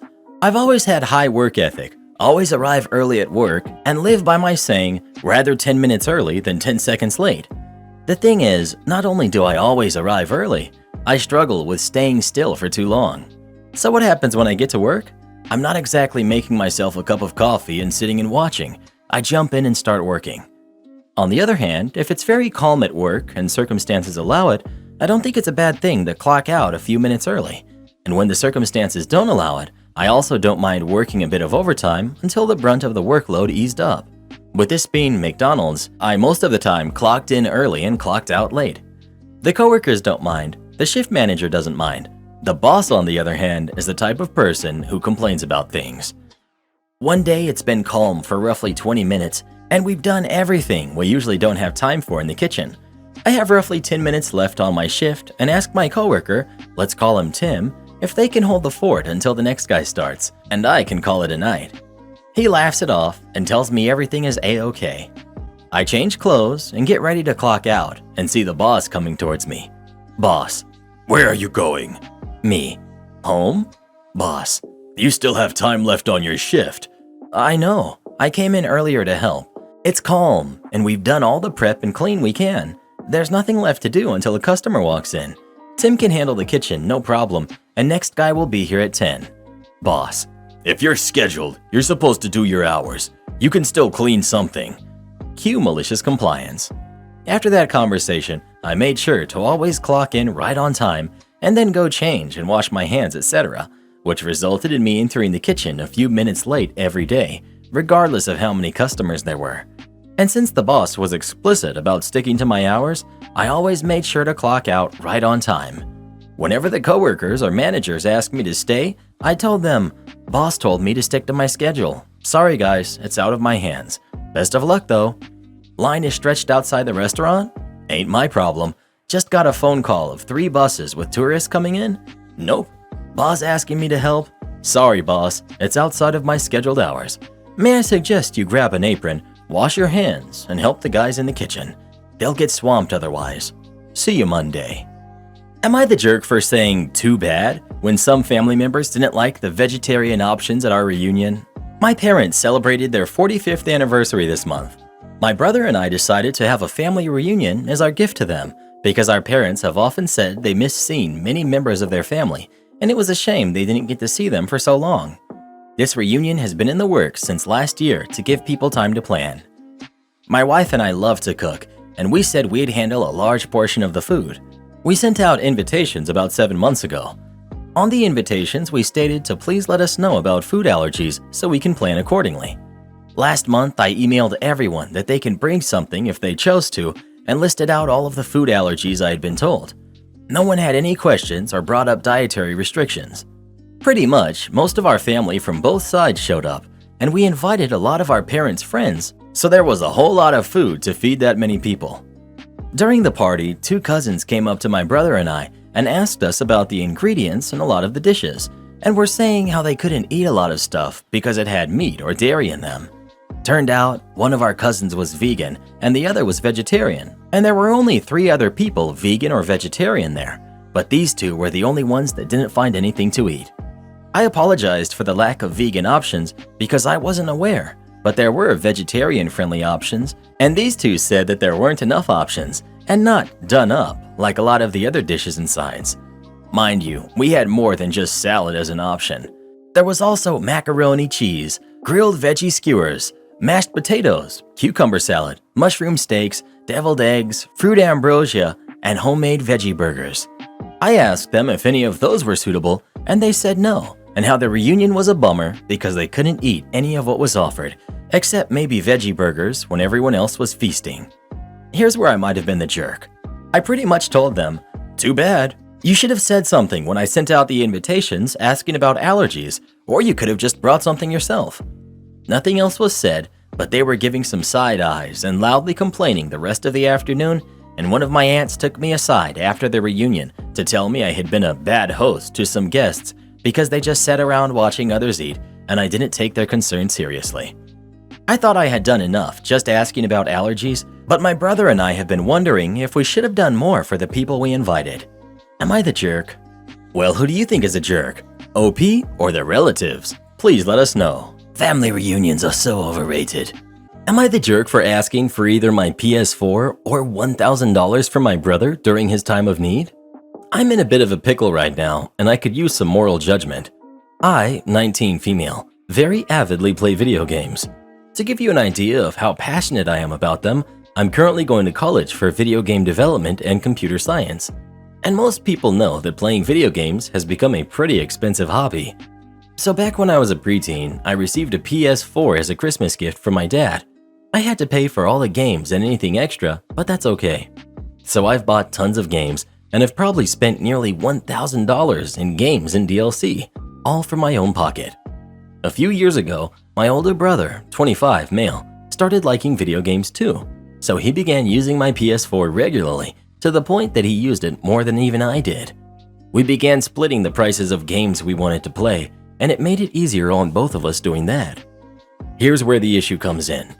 My brother had been living at home for a couple years while he went to a community college in our hometown, but a couple of years back, he moved several hours away to attend a different college. When he did that, he took the PS4 with him. I was not made aware of this until he had already moved out. I came back home one day from a friend's house to find that the console, controllers, and all of the games were missing. Turned out, he lied to our mom that I had given him permission to take it. Turns out, his girlfriend had apparently taken a liking to The Sims 4 and played it pretty much non-stop on our PS4 and wanted to make her happy. I made the decision that once he graduated and worked full-time, then I'd ask for him to either return the PS4 and all games, controllers, and game drives, or to reimburse me for it. Now that the time has come, he graduated months ago and ended up landing a great paying job. So I finally took the time and asked him what I stated in the previous paragraph. He ended up going off and yelling at me. Apparently, his girlfriend decided to become a stay-at-home wife and he's paying the bills. He thought I was aware of this, so he was super upset that I'd be such a greedy jerk in his time of need. I told him that he didn't have to give me money if he just gave me back what was mine. And if he did give me money, I didn't need it right now, nor in a single payment. But he said that his girlfriend was super attached to it, so he couldn't do that to her. We argued more before he ended up hanging up and blocking me on everything. The reaction was so extreme that I'm wondering if I was wrong. I didn't realize he was having financial issues, but I guess I should have been more in the know, considering his family. My Karen wife is refusing to help with our baby. She has been evaluated for PPD multiple times by multiple doctors, and she does not have it. I, 28 male, have been with my wife, who's 29, for 7 years. I love her with all my heart, but I'm really upset with her right now. A little over a year ago, my wife announced that she was pregnant. I'm not going to lie, I was jumping for joy at the idea of being a father. She was on the pill, and to my knowledge took it perfectly, but I guess we fell into that 1% where birth control fails. I suggested not having it, but she wanted to keep the baby, so we went through with the pregnancy. My whole view has changed now that my son, who's 5 months old, is here. All of my worries and apprehensions melted away the first time I held him. However, I realized very quickly that my wife was not doing her share of childcare. We both work from home, but I'm the only one who gets up when he's crying to feed, change, or soothe him. She didn't want to naturally feed him, which is totally fine, but she has only fed him a handful of times in the past 5 months. She refuses to get up at night, so all of his nighttime care is on me. I can count on one hand the amount of diapers she's changed. I was lenient at first because I understand birth is very taxing on the body and can be traumatic, but I have seen no improvement in the past 5 months despite talking to her multiple times and telling her I need help. I'm exhausted. When I bring it up, she says she'll try harder, but she never does. Obviously, PPD and other such mental health issues were an immediate concern, but all of the doctors we went to said she doesn't fit the criteria. She loves our son, cuddles him and plays with him, but doesn't do any of the hard work like feeding and diaper changes. She's not gotten up at night a single time. I reached the end of my rope yesterday when my son would not stop crying. I was doing my best to soothe him, and my wife had the audacity to look up from the TV and complain that he was being too loud and to take him in another room. I'm ashamed to admit it, but I yelled at her and told her she's being a horrible mother. She was deeply upset by this and went to stay with her parents, leaving me and my son at home. Now she's calling me a jerk and has my in-laws texting me and calling me to tell me how much of a horrible jerk I am. I'm just so tired. I feel like a single parent. I do feel bad because I know what I said was mean, but I am also so angry that she's enjoying the good parts of parenting while I'm stuck with the hard parts. She goes out with friends and does fun things and partakes in her hobbies while I stay home with our baby. I have not gotten a day to myself in 5 months. Am I the jerk? Edit. She has nothing medically wrong with her, mentally, physically, or otherwise. I see a lot of people suggesting that something must be wrong, but I'm telling you, she has had mental and physical checkups and is completely fine from a medical standpoint. No PPD, no hormone imbalances, no mental illness. I don't know how many times I have to make this clear. You're the jerk. So your wife is pretty much acting the way that most dads do. But let me guess, it's too shocking for you because she's a woman. Honestly, men act that way and get away with it constantly. It's about time that us moms get a break while you dads step up and at least try to be a parent. Also, no matter what you're throwing a fit about, you have no excuse to yell at her. That's a major red flag, and I hope she dumps you. She deserves so much better.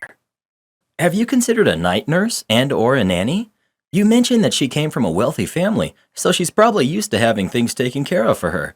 You are absolutely not the jerk for having this all come to a head, but if she's not going to put in the work, either you or someone else has to. She's shown you that she's not going to do it. Your options are to continue at your status quo, leave, or find some help to get through this if you want to stay together. Can you lean on her family to help support this? Not the jerk. Look, bud, as parents, we always have duties to fulfill. Your wife isn't playing her part as a mother. I know I'll get downvoted to heck for this because we're on Reddit, but she needs to do better. If she isn't willing to change her ways, which she's proven by now, you should not stay with her. Good luck trying to get custody of your kid, what with you being a man and all. We all know courts aren't big fans of us when it comes to custody situations, but if your kid stays with this sorry excuse of a mom, it will have a seriously bad impact on their upbringing. Please do everything you can to get custody of your kid when you leave, and try to find a good life partner who can be the mother that your kid deserves. Edit. Holy downvotes, Batman. What I love the most is how, if the roles were reversed, y'all would be calling him a deadbeat dad. But of course, since the mom is the lazy deadbeat, you all stick up for her and make excuses. Reddit Logic 101. Well, who do you think is the jerk? OP or his wife? Please let us know. Wow, she sounds even lazier than you are, Reddit boy. Entitled Dad threw away all my childhood possessions. I'm the youngest of 6 kids. My parents always made it clear that when you turn 18, you're out of the house. Whether you're off to university, moving, or just homeless, they don't care, but you're out. They did it to all my siblings, and what do you know? None of them want a relationship. I was 16 when the last one left, so it was just me and them. Since 5 kids from the ages of 54 to 18 didn't want any relationship, they tried a little harder with me. By that, I mean I was allowed to eat 3 meals a day if I wanted, but I had to do the meal planning, shopping, and cooking. My dad ate oatmeal in the morning and granola at night. My mother ate 1 meal a day at 8 p.m. and only made food for herself. I was able to get new shoes once a year instead of waiting till my toes and heels were showing. Just little things like that. But I guess old habits die hard, because when I turned 18 and went off to uni, they couldn't get my stuff out of the house fast enough. They basically tried to push me to take every single possession and shove it into a dorm room. Not just clothes or books, but my actual futon bed. Yup, didn't even get a real bed until uni. My photos, anything and everything. Of course, that wasn't going to work, and I told them so. They said okay, box it all up. So I did and put it in their storage unit. Within 1 month, they had taken down the walls of my bedroom to make their living room a massive space. So on holidays, I could choose to sleep on the one couch where my dad would wake me up at 4:30 when he woke up, or I could beg a friend for a place to crash. I spent most of my free time at friends because of this. I just felt they hated me being there. Finally, I graduated and my parents split up. I helped move them out and my boxes were moved to my dad's McMansion. When my grandparents passed, he basically stole all their money. None of the grandkids got a dime or a single memento, which I know my grandparents would not have been okay with, and he got $4 to $5 million. So he bought a flashy car and a giant house. At this point, I had 8 small boxes of stuff. It took up no space at all in his place. We're talking tiny boxes. But one day he texts me and asks me if I want anything from my boxes. I've recently moved to the other side of the country, and he had years to broach this. But he waited until I was 1,000 kilometers away, after I just helped him move, to ask if I could get rid of my boxes. I asked him to just pop them open and we'll FaceTime and spend 20 minutes talking about it. He says, "Oh, you don't want any of this stuff. It's over a decade old, and that he should put it on the curb for the garbage men already." A list of what he tossed is as follows. All of my baby photos from ages 0 to 13. All my personal items, books, photos, gifts, letters from Granny, Christmas presents from Gramps, all gone. All my clothes from when I was 15 to 18. I wanted to keep a few sentimental items I already had written down. He just tossed them before he asked. He only asked because he felt guilty that he had done it and expected I'd say I didn't want it. He hates possessions. He has absolutely nothing in his house but a desk, a futon, a bookshelf, a computer, and a camera, all in one bedroom of a 5-bedroom, 4-bath. Edit. Since I've gotten so many comments about this, I asked if I could keep them in his house. He said yes. If he had said no, I would have rented a storage unit. He only asked me to get rid of them after I left. He could have told me before, but he waited till I left and then tossed them, and then after he tossed them, he asked me if I wanted them, which I could see him doing just to be cruel. Kinda like, "Oh, you wanted them? Well, I threw them away," jab. I was already making plans for alternatives, and he just tossed them without giving me time to move them. Edit 2. Why didn't you take the boxes with you? Because I live in a tiny, tiny space in the most expensive city in my country, so I didn't have a lot of space, and he has a house so large that you can play a full game of tennis in the living room. He also said I could keep them there when I moved, so I trusted him. Edit 3. Why did they have 6 kids if they obviously didn't want them? My mother, according to my father, liked how people treated her when they saw she was a mother. She didn't consider my first 2 siblings as real kids because she was their stepmom, so she told my dad she wanted kids, but he had gotten snipped after the first 2. They adopted 2 kids.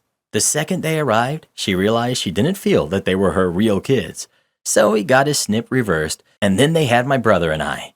But she actually hated being a mom and basically ignored us all, except for being a cruel monster to the adopted and stepkids. My older brother was the golden child, as he was her only real son. He's a monster in his own right, and even he got kicked out at 18. I was just the lucky one and was treated like a ghost in the house. When I was 16, my dad was finally starting to realize he was a jerk when the other 5 cut them off and told him why they cut him off. But he never wanted kids. He just did it because she said she did, which is almost worse in my opinion. Like, if you had the kids, then commit to it. Am I the jerk for firing an employee for driving his personal truck to job sites? I own and operate my own contracting company. I've been in business for almost a decade now and have almost 50 people working for me. I usually ask that my workers drive to the office in the morning and take company vans or trucks to job sites, but I understand that isn't always the easiest option for people, so I do allow them to drive personal vehicles to job sites if they need to. However, there has been one guy, Steve, who I have gotten a few complaints about from customers. Steve drives a big, lifted, customized truck. It's a nice truck, and I know he takes a lot of pride in it. But the thing is, it's covered in political stickers. Now, if you work for me, I don't care what your political views are, as long as you're good at your job. And Steve has been with me for about 5 years now, and he's good at what he does. He's knowledgeable and efficient, and overall has been a quality employee. But Steve has been driving his truck to job sites pretty regularly because his kids are in daycare, and it's easier for him to drop them off in the morning and then go directly to a job rather than to the office. We've talked about this, and I approved it to make it easier for him. Normally, this wouldn't be an issue for me, but the last 3 customers that Steve was working with complained to me that he was parking his truck in front of their house, and they weren't comfortable with the political messages on his truck. The last one even took pictures of his truck and posted it to social media and tagged my company in it. I had a talk with Steve about driving his truck to jobs and told him that he's going to need to come to the office in the morning and take a company vehicle. He complained about the hassle of dropping off his kids, and I told him he's going to need to figure that out. But for now, I want him to leave his truck at the office as it's causing me and the company headaches. He complied for the rest of that last job, but when we started a new one last week, he started driving his own truck again. Sure enough, 3 days into the job, and I got complaints from the customer about Steve's truck. I had another talk with Steve and told him that this was no longer negotiable and that I am requiring him to take a company vehicle. He accused me of discriminating against him, and it turned into a heated argument. We both said some harsh things, and I eventually told him he was fired. He has since posted a lot of negative stuff on social media about me and my company. He has also talked to a lot of my employees, and some of them have taken his side and think I was in the wrong to fire him. I've had to hold a company-wide meeting about this, and I have revoked the option to drive personal vehicles to jobs, and now we require everyone to take company vehicles, no exceptions. Now I have people upset with me for taking away that option when they never got complaints, so maybe I'll have to revisit the idea. But I don't think I was a jerk for firing Steve. Not the jerk. I'm gonna make a wild guess as to those stickers. If he turned up at my door with all those stickers on his truck, I would turn him away and never use your company again, because I would assume that that was the company culture, which I refuse to support. That's my line of thought. OP even says himself he's getting some social media flack for Steve's beliefs. If Steve wants to proudly display his insecurities to the world while working, he can find a company that supports those. I've stopped using companies with those stickers, stopped going to restaurants owned by people who spout those beliefs. They're working really hard at removing the United part of the US. I'm not going to reward them with my money. I'd see those stickers and would 100% assume it was fine with the company, and I'd tell friends. No point in telling the company because enough of those types are violent. Not the jerk. The amount of people saying otherwise is astonishing to me. In fact, you let him drive his truck to job sites until it became a consistent problem. Then you addressed it. Then he did it again, and it was yet again a problem. So you attempted to explain it and retain him, but he started crying about it and essentially forced the issue. It's your company, your name, and the money and PR involved affects everyone, not just you. It was a business decision, pure and simple. You can require people to drive company vehicles to job sites, just like you can require people to wear company shirts to job sites. Sure, one person might love an employee's bumper stickers, but another person most assuredly will not. Well, who do you think is the jerk? OP or Steve? Please let us know. Employees can save themselves a lot of heartache once they realize their company is there to make money, not for them to express their personal views. Customer demands coworker's personal number. About 20 years ago, my small company merged with another small company from another state. The other office closed and the employees were relocated to our office. Our office is on the east coast of the US. The other office was in a time zone 1 hour behind ours. One of the new coworkers had to leave about 30 minutes before 5 to meet a vendor fixing something in their new house. About 5 minutes before 5, one of the other company's customers called us and I answered the phone. She wanted to talk to the new coworker. I told her that coworker was not in the office and offered to take a message. This led to a long argument. The customer was from the west coast of the US, which is 3 hours behind us. The customer started by demanding to know why the coworker was not there when it was not even 2 p.m. I explained the time difference. Then she demanded my coworker's personal number so she could call her at home. I explained that I was not going to give out personal information about a coworker I had just recently met. The customer then assured me that the coworker had given out her former home number, no cell phone, and that coworker would be very upset if the customer was unable to reach her at her new home. I didn't engage that argument because it was stupid. Finally, the customer accepted that she was not going to talk to the coworker and asked if someone else could help. The answer was no, because it was well after 5 p.m. and everyone else had left, and I was not yet trained on the new product. This brought us right back to the fact that closing at 2 p.m. was ridiculous. I explained again that it's 5 p.m. where I was. We simply do not have enough employees to be covering every time zone on the planet. We have customers all over the world. We don't open 5 hours early for European customers. We don't stay open 8 hours late for Australian customers. And we don't stay open 3 hours late for Californian customers. We use East Coast hours because those hours work best for our handful of employees and their families. Customers are generally understanding, and nothing we do is that time sensitive that it can't wait until the next day. I finally said that the only choices were to try again tomorrow, or I can take a message and give it to the coworker. The customer finally agreed to give me a message, but she insisted that the coworker call her first thing. I assured her I would tell the coworker exactly that. So when the coworker came in the next morning at 9 a.m., she complied and immediately called the customer back. It was 6 a.m. her time. Woke her up. Am I the jerk for going to a family wedding my brother wasn't invited to? I'm 4 years older than my brother Mark. I never got myself into trouble and was always a great student. I graduated and found myself a great job, a loving wife, and all I've dreamed of. Mark is doing good, all things considered, but he sure went the long way. When he got to high school, he would constantly hang out with the wrong crowds and got himself into trouble very often. He barely graduated, and after that, his life went off the deep end. He failed college, only got himself dead-end jobs, and only got by with mine and my mother's help. He also got himself into meds, though I don't know how bad. Still, all things considered, he was always a very good person. Honest, and he never made excuses for himself. He was just lazy and had no direction in life. During this time, he was our extended family's black sheep, especially from our mother's side, our Aunt Mary especially. Mary is very cool, but does act a bit pretentious. Her kids worshipped Mark, and when the stories about his life started going around, half of them were lies, she started putting some distance, but would talk to Mark the same as me when we did meet. Eventually, Mark turned his life around. I don't know what happened, but I know it was really bad. Long story short, he got himself clean. 1 year after that, he was unrecognizable. He was happy, extroverted, and pretty much left his old life behind. After 8 years, he was engaged, with a job and a future. Our family knows of this, and they're happy for him. Unfortunately, Mary never abandoned her old views.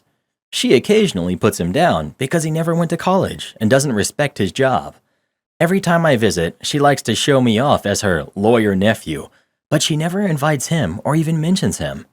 As far as her friends know, my mother only has one son. Mark knows this, and it hurts him. 2 years ago, Mary's daughter got married, and they planned this huge wedding. Both me, my wife, and my mother got invited, but not Mark. We didn't know how to handle this. We asked Mary's daughter why was Mark left out, and she admitted her mother didn't want him there because it would make them look bad. We decided to go without telling him, so he wouldn't get hurt. He was never even aware Mary's daughter was getting married. Of course, eventually he found out when he saw pictures on social media. He was absolutely crushed. He confronted us and said that if we were family, we should have refused to go without him. I disagreed. We fought, and he went no contact.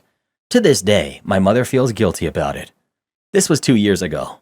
A couple of weeks ago, my mother found out that Mark just had a kid and had introduced it to our other uncles. She was very hurt since she never even knew his partner was pregnant. She asked him why he didn't tell us about his kid. His answer, "I love my son. I will always be there for him no matter what. I will not expose him to a family that will feel ashamed of him and turn him into a pariah because of some stupid choices." Your brother was hurt enough to go no contact with you for 2 years after you showed him you didn't support him, and you're only now asking this? You're the jerk 7 ways from Sunday. Right? These people only care when they want something. Usually has to do with a new baby. You're the jerk. You and your mother made crappy choices, and Mark made his reasonable one. Not really getting why you wanted to celebrate with Mary, considering that she told you flat out she was embarrassed of your brother, who by then had already turned his life around. Guess you enjoy being the successful brother. Your brother is hurt. I don't blame him. Now, because no one in his family spoke up for him, you are all going to have to work this out. To add insult to injury, his own family didn't even have the personal courage to tell him, and he found out on social media. Then you wonder why he doesn't want to be bothered with you at all. He turned his life around. Mary is judgmental, and everyone folds like a wet paper napkin for her. Shaking my head. If my son wasn't invited to a wedding because of something so lame, I wouldn't go, period. You're the jerk, and so is your mother. Well, who do you think is the jerk? OP or his brother? Please let us know. I'm a renter? Understood. So let's start with some context. My mom and I moved into my grandma's house when I was 5. My godmother already lived with my grandma, so she was also part of the household. Firstly, my aunt has never done anything with her life. She liked to say she had to take care of my grandma, but my grandma was a feisty old lady who happily handled everything herself all the way until she got cancer in her very last years of life. She used my grandma as a crutch to never get a job or really any source of income ever. My mom and grandma paid for this house every year and kept it up and running. Fast forward to me being 22. My mom passed of cancer. We knew my grandma wouldn't be able to afford the house herself, so my wife and I stood to help because we felt bad leaving right after my mom passed. So for 2 to 3 years, we handled the house taxes, the electricity bill. When the air conditioner broke, we paid to fix that, and I also gave my grandma my old car when I got a new one, so my aunt could take her to the doctor's appointments and whatnot. I did all of this because I was taught to be there for my family by my mom. After those 2 to 3 years, my grandma passed, so now it was only our income and my aunt needing to be supported by us. Again, this is how I was taught family takes care of each other. We felt bad leaving my aunt after my grandma passed, so we stayed again, bought food for her, cooked for her. I even handled all the dishes and house cleaning. I mowed the lawn. I handled any insect issues the house was having. Even gave her our recyclables so she could at least have a little bit of money for stuff. So it finally gets to a point where I confront her and say, "Look, my mom helped pay for this house. Now I am too. My wife and I want to help you." Notice I said help and not take the house away from you. Make the house nice again. We want to get new carpet, fix the broken windows, etc. For this, though, we'd need you to co-own the house with us. We aren't going to put our money into it just for you to sell it and we end up getting done over. Or also, if you just happen to pass young, the house would just go to the bank. That's a whole nother story, but it's what will happen. She, of course, said no, but only because she wants to keep the house to herself, and I'm her ownership. She's very, very greedy and selfish like that about everything. So we end up arguing, and I say how we stayed because we cared and wanted to help. We want to continue helping, however, we won't just blindly funnel money into your home when we need to make sure our living situation is secure. During said argument, I say how we've been nothing but caring and don't want to take the house. We just want to work with her. Again, no. So I start to get frustrated, and I say, how can you be like this to me, especially when both my mother and I have paid for this house? We put more into it than you ever have. I don't feel owed, but I feel that us working together and owning the house together would be fair, since she doesn't even pay for any of it. I said how we stayed after Grandma passed to help her. Her exact words were, "Well, you should have just left." That hurt a lot, because all that was just for nothing, not even appreciation. Fast forward to another argument, and I bring up how I feel it was wrong of her to take advantage of my mom the way she did. There's way more context to that than above, but again, it's a whole nother story. When I say I think it was wrong, her words were, "Well, take it up with your mother."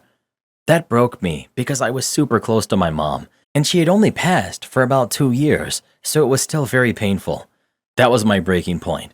I could not help somebody this selfish and hurtful. I told her that that was awful of her to say that this house is ours just as much as it's hers. She says, "Christian, you guys are renters." Cue the malicious compliance. I say, "Oh, we're renters? Okay." So I started going by doing exactly what me and my grandmother agreed upon when we moved in. I pay the electric bill and the house taxes. That's it. Mowing the lawn? Sorry, wasn't part of my lease. Handling the insect infestation? Nope, landlord's issue. Cleaning your dishes and the $800 pictures you have on the walls filled with dust? Yeah, not my problem. My wife and I care for ourselves now. Her house is going more and more to ruin. Windows have broken more. The air conditioning broke again. The shower broke. Water heater broke and damaged the living room and walls. Termites in all of the wood. All not my problems. My wife and I are currently in the process of finding a place and moving out. We might not even tell her when we do move and just up and leave, letting her sit in her own filth. I mean, it's not in my lease that I need to give her a notice. Yup, leave and don't look back.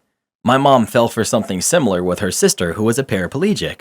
My mom took care of her day in and day out, retired early so Auntie wouldn't have to go to a nursing home. She was supposed to give my mom some jewelry and stuff from their mother. Delay until my aunt passed. In the will, left everything to my uncle who didn't do anything and left nothing to my mom. Don't fall for it. Just save yourselves. Those kinds of people are lost causes.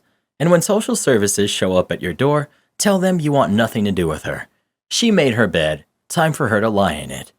Am I the jerk for refusing to split the costs with my ex-wife for my daughter's car? My ex-wife has majority custody of my daughter, Corrine, who's 17. Corrine only comes to our house every other Monday to Tuesday of the weekend. Then she spends the next week completely at my ex-wife's. My stepdaughter, Mackenzie, who's 20, lives full-time at me and my new wife's house. I want to mention that my ex-wife makes almost triple what I make. I'm certainly not poor, and my new wife and I are upper middle class. The point is, my ex-wife and her new husband aren't strapped for cash. Corrine got her driver's license last week, but she's had a car that my ex-wife bought her since she got her permit about a year ago. Before she bought it, my ex-wife wanted me to split the costs of the car with her. I told her no, because it was absolutely ridiculous that she would expect me to pay 50% for a car that would come to my house less than a quarter of the time. That's like paying full rent on a house and only being allowed to live in it half the time. My ex-wife was able to pay for the car on her own anyway. Corrine just got her license, and I was excited because she would be able to drive herself to and from school. However, my ex-wife will not allow Corrine to take her car to our house. I've tried reasoning with my ex-wife because Corrine has her license now, and she shouldn't have to waste time taking the bus on days when she's going to and from houses. My ex-wife is being childish and saying that if I want Corrine to be able to bring her car here, then I need to split the gas and insurance with her. I told my ex-wife I'm willing to split the costs of gas, but I should not have to split insurance when she has chosen the insurance company and policy while I did not even get a say in it. A family friend, Lydia, is calling me a hypocrite because I completely bought Mackenzie's car and pay for the insurance and gas. Mackenzie's biological father is a bum. She doesn't have another well-off parent to pay for it like Corrine does. And besides, Corrine's here only a quarter of the time. I told Corrine this, and if she wants me to buy her a car for here, then we can always go back to court and try to get more custody time at my house. Corrine hasn't complained about it anyway. But Lydia says it's not the point, and Corrine will feel replaced if I refuse to split costs with my ex-wife while paying fully for Mackenzie. But Corrine has not said anything about feeling replaced or complained over the car arrangement.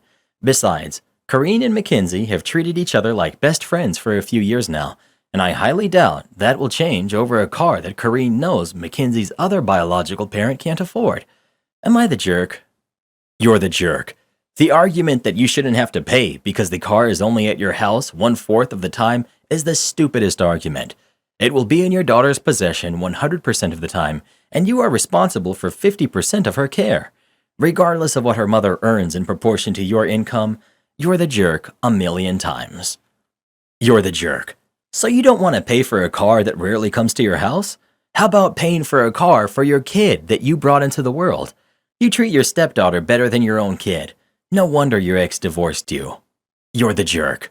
You expect your ex-wife to pay the entire cost for a car because you chose to pay for your stepdaughter's car? It isn't your ex-wife's fault you made that decision, and I doubt she had any say in it. I also think that if you expect people to say exactly how they feel, especially kids, then perhaps you don't know your daughter as much as you should. Not the jerk. When I see stories like this, it makes me so glad I never got married or had kids. I'm 42, and most of my friends never stop complaining about their wives or how spoiled their kids are. Some of them don't even get to see their kids. They just pay child support while the new stepdad gets to spend all the time with them. I don't understand why guys still want to risk this kind of thing in the world we live in today. The most stressful things I have to deal with every day are deciding whether I want Pizza Hut or Taco Bell, and which girlfriend I'm inviting over tonight. My stepsister is demanding to paint the room I'm letting her stay in. I, 25 male, own a pretty big house that I inherited from my grandparents. I'm currently letting my stepsister, Kana, who's 23, stay in one of my guest rooms for 2 months rent-free. Everything has been going smooth until 2 days ago when Kana came in the house with cans of paint. I asked her what she was doing with those, and she told me she was going to paint her room pink. I told her no, because she's only staying here temporarily, and I like the way the room is now. Kana said that she's currently staying in the room, and she should have the right to be able to decorate the room however she wants to. I told her that even though she's staying in there, it's still my house, and if she does paint the room, she will be kicked out. Kana got mad and called me names. My dad and stepmom think I was too harsh, and I could have compromised with her. I feel like I have a right to not want the room painted. Am I the jerk? Edit. For the people saying that Kana is staying for more than 2 months, she isn't. Kana lives with my dad and her mom, and they're getting their house renovated and are staying 2 hours away from me. And Kana's job is 10 minutes away from me, so it was easier for her to move in with me. Update. Someone posted the story on TikTok, and a family member sent it to my stepsister. Kana got really mad and said to me that I was trying to turn the internet against her or something like that, when I didn't use her real name and wrote this on a throwaway. Kana also said that she would get her things on Tuesday and is currently staying with my parents. I don't know how she's going to get from here to her job until October, but that isn't any of my business. My dad and stepmom have seen the video and the comments. Their opinions have changed, but they think I could have kept it off of Reddit. I don't think there's going to be any more updates for this because I don't know if anything is going to happen. A few people are asking why she didn't inherit anything from my grandparents. It's because she isn't related to them, and they were my mom's parents. Not the jerk. It's your house. She's staying there rent-free.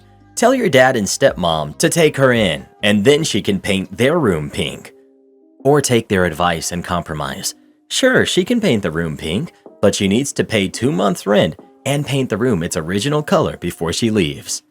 No, you don't compromise on this. You tell her no, she's not painting your house pink. Hey, relax, Karen. This is Reddit. You know some of these people are kinda, Out of their minds? Am I the jerk for not taking down a video that was a gift from my best man? I have a sister that's 6 years older than me. My parents for years have canceled on me last minute because of my sister. I have a basketball game. Sorry, OP, your sister doesn't feel like going out. I'm graduating? Sorry, OP, your sister had a bad day at work.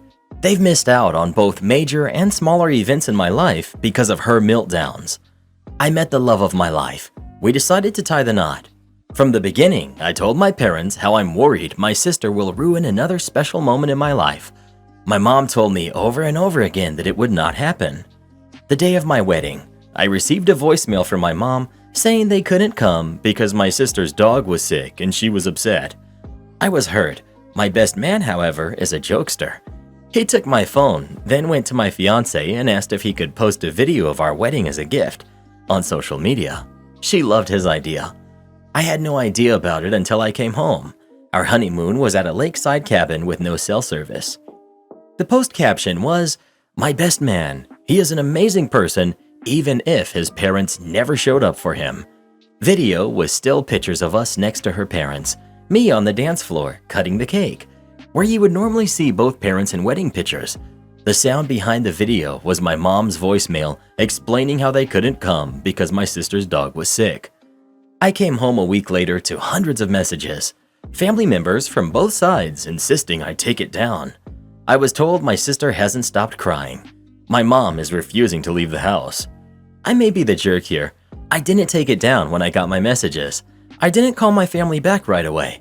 I waited until my vacation time was over at work and enjoyed my time with my wife in our new home before I contacted anyone. My dad told me to take down the video. It was just a bad night for them, that they will make it up to me and my wife for not coming. My reply was, exactly how do you plan to make up my wedding? It's a once-in-a-lifetime thing. You chose to ignore my feelings on the whole matter. Then he just repeated he will make it up to me. I told him I would take down the video only when he made up missing my wedding. Flustered, we both hung up the phone before we both said things that we shouldn't have. Am I the jerk here? I could have just taken down the video. Not the jerk. The truth hurts sometimes, and your parents and sister just got whammied. Your friend is awesome. Please leave the video up. Exactly. Your friend didn't manipulate their words. Your parents would have nothing to cry about if they hadn't done anything wrong. They skipped your wedding with one seriously pathetic excuse. Let them feel the effects of that. Your friend is the true MVP in the story. OP, keep that video up until the end of time. Your parents need to be reminded just how much they failed you and favored your sister. Your family doesn't like it. Lucky for you, you just married into a new one. Not the jerk. Prove it? I'd love to. A while back, my agency was about to deploy a new financial management system, which had been developed in-house to dovetail with some of our pre-existing systems. I was part of a combo tech/management group tasked with reviewing the new software. After a short hands-on demo, we were on the receiving end of a presentation by the developer, let's call him Tim, with whom I had a bit of not great history. And the more we got into the technical nuts and bolts of the FMS, the more apparent it was Tim was leaning heavily on security through obscurity, oddball data structures, deeply recursive API calls, etc. Mid-presentation, Tim and I got into it a little bit. Tim saying his structures were so arcane, nobody would be able to trace the course of his calls. Me calling BS, saying for a sufficiently skilled programmer, the question wouldn't be if, but when. Tim calling that BS, etc. You get the idea. After a few exchanges, an irate Tim said, "You think it would be so easy to crack? Prove it." At that point, I backed off to let Tim finish his presentation. But while Tim did that, I cracked open my notebook and went back into the demo system. About 20 to 30 minutes later, when Tim was in the final Q&A phase of his presentation, I re-raised my concerns. Tim reasserted his confidence in his system's security, at which point I asked, "So you're saying you would have no qualms trusting this system to protect your personal data?" and slid a piece of paper across the conference table to Tim. Tim looked at the paper, then back at me, then back to the paper again as his face turned beet red. This, of course, did not go unnoticed by the other attendees, who looked curiously, and those who actually knew me smirkingly, at me. And not wanting to disappoint, I asked Tim if he wanted to share the contents of the note with everyone. A negative headshake was his only response. One of our other attendees who knew me said, "Okay, what's the deal?" We were a pretty informal bunch, but all I said was, It's Tim's call. Either he can read out loud what's on that piece of paper, or he can explain what it is and why he doesn't want to. Pointed into a corner, Tim had no choice. He mumbled, "It's me." You see, while Tim was continuing his presentation, I had gone back into the demo, cracked my way down to programmer mode, and sussed through the data structures enough to get to the FMS personal file. I'd figured Tim was the sort to use himself as a test entry in the file, and I was right. His security through obscurity held out for less than half an hour. And on that piece of paper? Nothing much, just Tim's social security number. Afterwards, the group decided some redesign was necessary before the system went into testing for production deployment. Unanimously, including Tim. He moved on shortly after, by the way. Am I the jerk for siding with my mom over my wife and telling my wife it was her fault for putting me on the spot? My wife and I try to always side with each other in public, and if there is an issue, talk it out in private, so maybe I messed up here. My mom lives an 8-hour plane ride away, so if she's going to visit, it's going to be for at least 4 or 5 days to make it worth it. My mom is the one who moved, and my wife made it clear when she moved that she needs to be the one to come to us as she made the choice to move, doesn't have kids, and has the ability to work when she wants with no set schedule. My mom rolled her eyes but agreed. My mom also told me that we would not be altering our lives to revolve around my mom. While she is welcome to visit, we will not use up our limited vacation time, which we would want to use to do things with our kids, and it isn't our job to entertain her. I felt weird about it, but agreed. My mom visited one time 3 years ago. We went to work as normal, and she was alone in the house during the day. By the time we got home, she was clearly bouncing off the walls and about to lose it. We did our normal chores and routine, though my wife did take over some of my duties so I could visit. We had our normal blah weeknight meals, and by the end of the trip, my mom was clearly miserable, overtired, and starving. She just didn't eat much. I don't know why. She didn't complain, but seemed upset. Then lockdown happened. Both of us were busy, and we just didn't see each other. We recently invited her to visit again, and my mom said sorry, but no. She said it was horrible, and if we can't put in the effort to host her, she isn't coming. I felt that was fair, as she didn't make any demands on us, just chose not to come. But my wife was very upset. My wife wanted to confront her about how entitled she was being. I refused, so she called my mom and accused her of being childish and needing constant entertainment. My mom and her got into it, with my mom yelling that we were bad hosts, and she was so bored she actually cried one day. She said she doesn't owe us her time if we don't want to put in time for her, and she will never visit again unless something changes. But we have an open invitation to visit her. My wife asked if I was going to get involved. My mom said I need to get my wife to stop attacking her. My wife demanded to know whose side I was on, and I said my mom's. My mom began laughing. My wife teared up and hung up. Now she feels I betrayed her and that I'm a mama's boy. What? I haven't even seen her in 3 years. I told her it's her fault for putting me on the spot, and I just think my mom is entitled to the boundary of she doesn't want to visit. I mean, if you want to plan things and host your mom with activities and great meals, what is stopping you? It seems to me like your wife doesn't want to be expected to drop all her responsibilities to plan, prepare, and be the host, a role that women have been conditioned to take automatically. I would also guess that your wife may feel daunted by what hosting usually means for her. PTO, sure, but also planning activities, reservations, and meals, cleaning and setting up a guest room, cooking, grocery shopping, ensuring the kids have the right balance of grandparent time, educational time, downtime, etc. That's stressful. If you want your mom to come, have a conversation with your wife about how to ensure you can be welcoming and gracious hosts without overburdening your wife, aka you take on more of the responsibilities because it's your mom. Everyone sucks here. Your mom navigated airports and getting to you. Is she capable of renting a car? Using one of yours? Your mom was starving because she expected someone to shop and cook for her. She's acting super entitled, and that her visit required everyone to drop what they were doing for her. Sounds like she's high maintenance, and your wife had her number even before your mom moved away. I will say your wife saying that you couldn't take time off when your mom visited was wrong. Maybe you don't take a full week of paid time off, but a couple of days would have been okay. She also was foolish to call your mom and argue with her instead of just leaving it alone. You are the jerk because you denigrated your wife in front of your mother. Plus, not helping your mom have a better trip the first time around. We'll talk about all this later, or let's end this call and speak again another time, or a zillion other non-committal answers were better than saying, I'm on my mom's side. I'd go to counseling with your wife if I were you. Both of you have stuff to apologize for, but your mother is the biggest jerk. She's driving a wedge in and she knows it, and you fell for it. I agree. Mom sounds passive-aggressive. No adult who's capable to travel alone by plane needs to starve or be bored. She can entertain herself. OP's wife should be thrilled she doesn't want to come. What's the problem? OP should visit his mom for a weekend if they want to spend time together. I don't get this mentality that you have to stay for days just because you have to travel for a few hours. In my country, we say that guests are like fish. They start to stink after approximately the same amount of time. You want neither of them hanging around for more than 2 to 3 days. Everyone sucks here. Not the jerk. First off, your mom is right. You are bad hosts. While it isn't your responsibility to entertain her 24/7, she still spent a lot of money and effort to visit, and y'all didn't plan or do anything special to spend time with her. That's not good. When my parents come to visit, I might not take off a full week, but we schedule things so I can take off 2 to 3 days and make their visit a really long weekend. Wednesday or Thursday through Friday, plus Saturday and Sunday. If they leave on Monday, that's 4 to 5 days spent together, and you're back to work on Monday.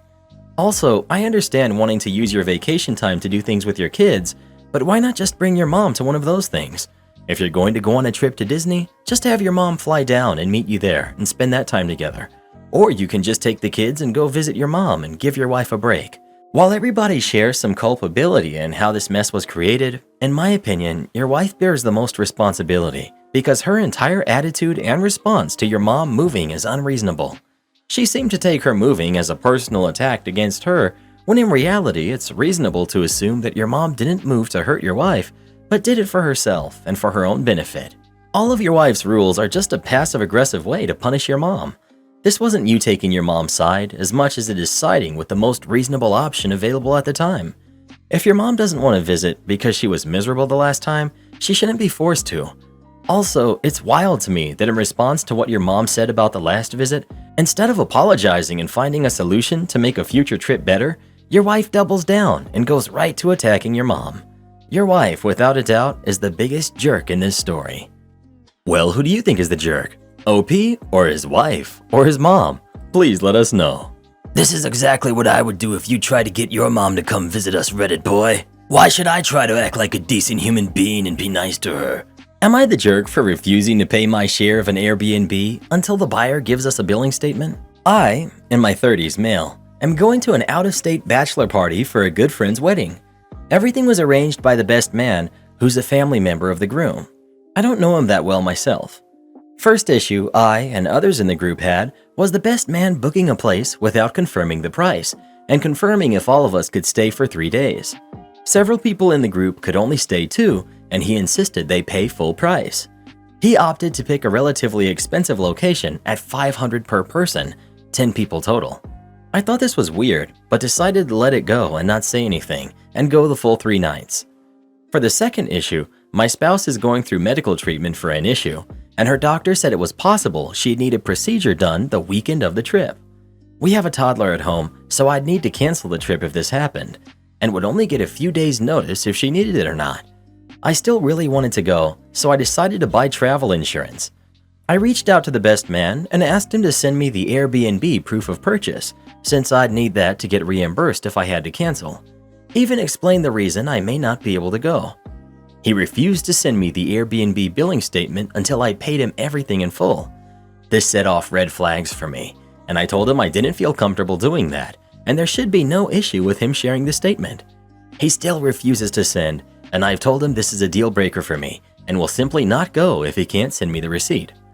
I feel bad for the other people in the group that may have to pay more now, but it really seems like the best man inflated the cost of the Airbnb to all of us and is trying to turn this into a money-making scheme at our expense. Am I the jerk? Update. The groom intervened and got him to send the receipt. He added an extra $250 to the total cost without telling anyone. Pretty much what I'd expected. I'm going to pay him exactly 1/10 of what he paid and share the receipt with the rest of the group. I have no problem paying extra if someone else bails, or there ends up being incidental charges, but he needs to show transparency instead of not being forthcoming about the price. Not the jerk, and I'd let the other members of the group know that he wouldn't give you the statement. It's pretty clear that there's something not right about this. You would be the jerk if you don't tell the others. Trust no one, especially when it comes to money. No one. Listen to Karen on this. You don't want to have to learn the hard way. Invitation loophole. I was just reminded of this by another thread on this sub, but it happened about 10 years ago when my kid was in kindergarten in a school in a really small town in a rural area. We were new to the area and I had met very few people and even fewer other parents, as I had not had time to mix with parents at the 1 or 2 events the school had during the few weeks we had been in the district. With my kid's birthday coming up, I knew this would create a problem when it came to having her first big birthday party that consisted of more friends than relatives. The school had a policy that stated that if a kid wanted to invite their classmates to a party via invitations handed out in class, that they had to bring an invitation for every kid in the class. Dumb? Yes. Enforced with gusto? Absolutely. Parents were having parties for 20 to 30 kids every birthday. I'd already seen this with one party we had attended, and through conversations with the 2 other parents there, I learned of the school's adamant enforcement of this policy and that the parents hated it. I hadn't even experienced it yet and was already twitching at the thought of 20 to 30 kids my kid may or may not like, and possibly at least one parent for each arriving at my small home. I could also already hear my husband protesting the invasion of his home by strangers. To say we were a very private couple would be an understatement. It was not going to work, so I hatched a plan. When my own kid's birthday party planning came around, I called the school and arranged a meeting with her teacher. At the meeting, I presented her with a small stack of invitations made out to selected friends of my kid.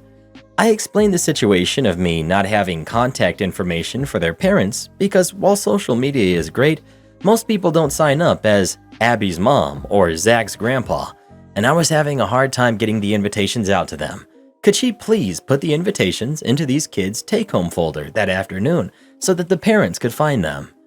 As she was trained to do, she told me she couldn't only put them in the folders for a handful of students because it violated class policy on invitations. Being ready for this, I pulled out the school handbook and opened it to the page I had marked containing the policy and used it to show her that while it says the students may not pass out invitations to only a handful of their peers, it says nothing about a teacher placing the invitations into a folder to be sent home at the end of the day without the students knowing about it during the day. After a moment of thought, she took the invitations, chuckled while shaking her head, and told me she had never had a parent actually schedule a meeting to try to get out of a school rule and win on a well-thought-out technicality, and that she was going to remember it for a long time. Then she asked me if I was an attorney or paralegal. Perhaps? I laughed and told her no, but I did play one in my divorce a couple years prior. She said I missed my calling. I still talk with her when we run into each other now and then. Great lady. The kids had a great party. I finally got contact information for parents when they called to RSVP, and we only had to deal with a handful of people in his space. Wins all around. I literally just came from an Am I the Jerk post where a parent only invited 5 of the kids' closest friends, invitations sent outside of the school, but all the kids talked about it on Monday anyway, so awareness of exactly who was and wasn't invited was immediately known anyway. Invite the whole class. If you can't do that, get help from the other parents or don't host a party until high school when the kids are at an age where they can learn to be discreet. Kindergarten is not that age. Explaining to a 6-year-old that they weren't invited to a party because they don't like you enough to invite you is kind of inappropriate, unless that kid has actively been a bully or something that needs that lesson. There's a reason schools have these rules for kids of such a young age. They know more about how to develop a kid's social intelligence than you do. Edit to add. Another solution posted by others is to host a party but charge in order to cover the costs. Then just tell the parents of the kids you actually want there that they don't have to pay. Unpopular opinion, I think the policy is actually quite interesting and has merit. This creates an even playing ground for both popular and unpopular kids. This could stop bullying. Just invite the class next time and have your kid enjoy the day. This isn't about you. So many are commenting on what makes the parent's life easier. Has your kid ever been left out? Has your kid ever seen every other kid get an invitation but themselves? It's heartbreaking, but I'm glad you don't have to make any extra cupcakes at your little darling's party. Jerk. Are the people on Reddit really getting upset that OP didn't invite the entire class to their kid's birthday? Yes, Karen, they most certainly are. Come on, you guys. You don't invite the entire class of 30 kids to your house for your birthday. Come on, guys. Relax, Karen. You see what reading this stuff does to her? I just don't understand how people have become such idiots. Well, you're on Reddit now, Karen. You better get used to it. Am I the jerk for taking a trip with just me and my kids after my fiance went alone on a trip with his family? Me, 27 female, and my fiance, Josh, 28 male, have been together for 5 years. We have twins who are 1.5. Josh's family and I don't have a close relationship for some reasons. They're horrible people. Josh is a ball out of turn. All of his family trips, it's always pretty clear that they didn't invite me, and Josh always says it's their family thing, so they feel uncomfortable with me. To be quite honest, I felt from that, so I never went in the past. But with the arrival of the twins and a lockdown, the trips didn't happen. About 3 months ago, Josh said there would be a family trip to a city in another state, 3 hours by plane. I was really excited as it would be the twins' first trip. He said he would organize everything. 3 weeks ago, travel would be in 12 days, I started packing the twins' clothes and looking for clothes for myself. Josh saw me putting my clothes on and asked what I was doing. When I said I was packing my clothes for the trip, he said, "Baby, it's my family's trip. You know it's a special thing, like my brother-in-law and sister-in-law. I just bought it for me and the twins." Keep in mind that none of his brothers have kids, only girlfriends or fiancés. I said that and asked if he planned to take our kids and not me, and when he said yes, I just laughed and called him deluded, because I wouldn't let them go to another state without me, and I wouldn't sign the authorization either. He asked me to sign. Babies need authorization from both parents. We argued a lot, and he got angry, saying I was depriving our kids from his family. In short, he went alone.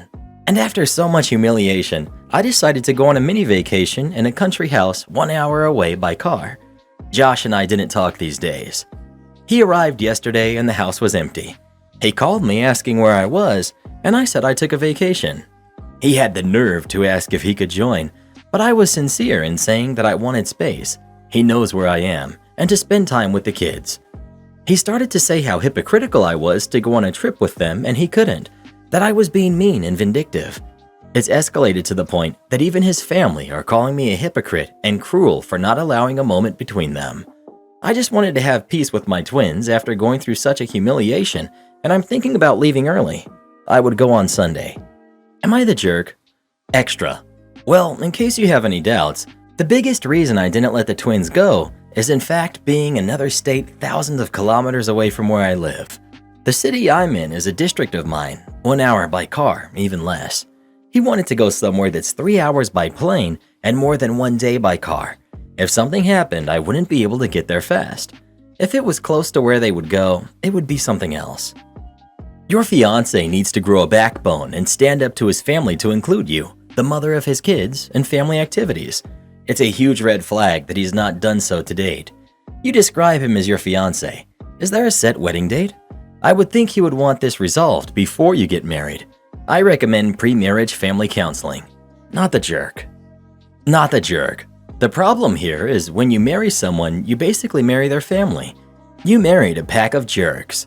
If your marriage is going to survive, Josh needs to realize he is no longer mommy's little boy. He's an adult, married, and you have 2 kids. Artist sister-in-law wants my husband and I to support her instead of getting a real job. My husband, 39 male, and I, 37 female, had been married for 8 years and we have 2 kids. He and his sister, my sister-in-law, who's 31, have always been close despite the age difference. There's also a brother in between who isn't relevant to this post. Sister-in-law is an artist who has been working full-time on her art since graduating from school several years ago. I respect art and believe it can absolutely be someone's full-time job. But the fact is that she's never made any money off of her art aside from selling the occasional piece to a family friend. I don't want to pass judgment on her art because I'm no expert, a STEM person here. But she's been trying to make it for years and years at this point and hasn't gained any traction. I don't think she's going to start making money off of it anytime soon. Still, she considers her art her career, and my husband is supportive and proud of her. We own multiple pieces of hers. Her parents were fully supporting her financially until a couple of years ago when she moved in with her boyfriend who took over. She and the boyfriend broke up earlier this year, and she moved into a nice apartment funded by her parents. Unfortunately, my in-laws recently passed suddenly and unexpectedly. It was devastating. What they left behind will support sister-in-law for a while, but not forever, and not in the standard of living she's accustomed to, which includes having to move out of her current apartment. Husband told me he wanted to give her money every month so that she can keep working full-time on her art and maintain her standard of living. We both fortunately have high-paying jobs and a lot already saved for our kids, so we could easily afford it. However, I don't like the idea of supporting a non-disabled adult forever who could make her own living but chooses not to. I'm okay with helping her out temporarily while she starts working and figures out how to make her own living, but not forever. I don't care if she starts out at minimum wage. She just has to be doing something that will make money and start her path to independence. I did slip up and call it a real job to my husband. She and husband are both telling me that I'm the jerk because if she has to work full-time, she won't have time anymore for her art, and that being an artist is a real job already. He says I don't understand the sibling bond since I'm an only child. His other brother agrees with me and says it would be about time sister-in-law got out into the real world. Am I the jerk? Edit. Sister-in-law has submitted to work to many galleries, tried to sell her art online via social media, etc. She's tried to sell to a larger audience than family friends and family members, but hasn't gotten any bites. So her not selling her work widely isn't for lack of trying, unfortunately. I'm not sure if it's because she's not great at promotion or because the market doesn't want what she's selling. Do this next. Tap here on your screen to come see our new podcast playlist, where you'll find thousands of hours of the best stories you've ever heard. Or tap the one on the right. That episode is specifically just for you, based on other videos you've enjoyed the most.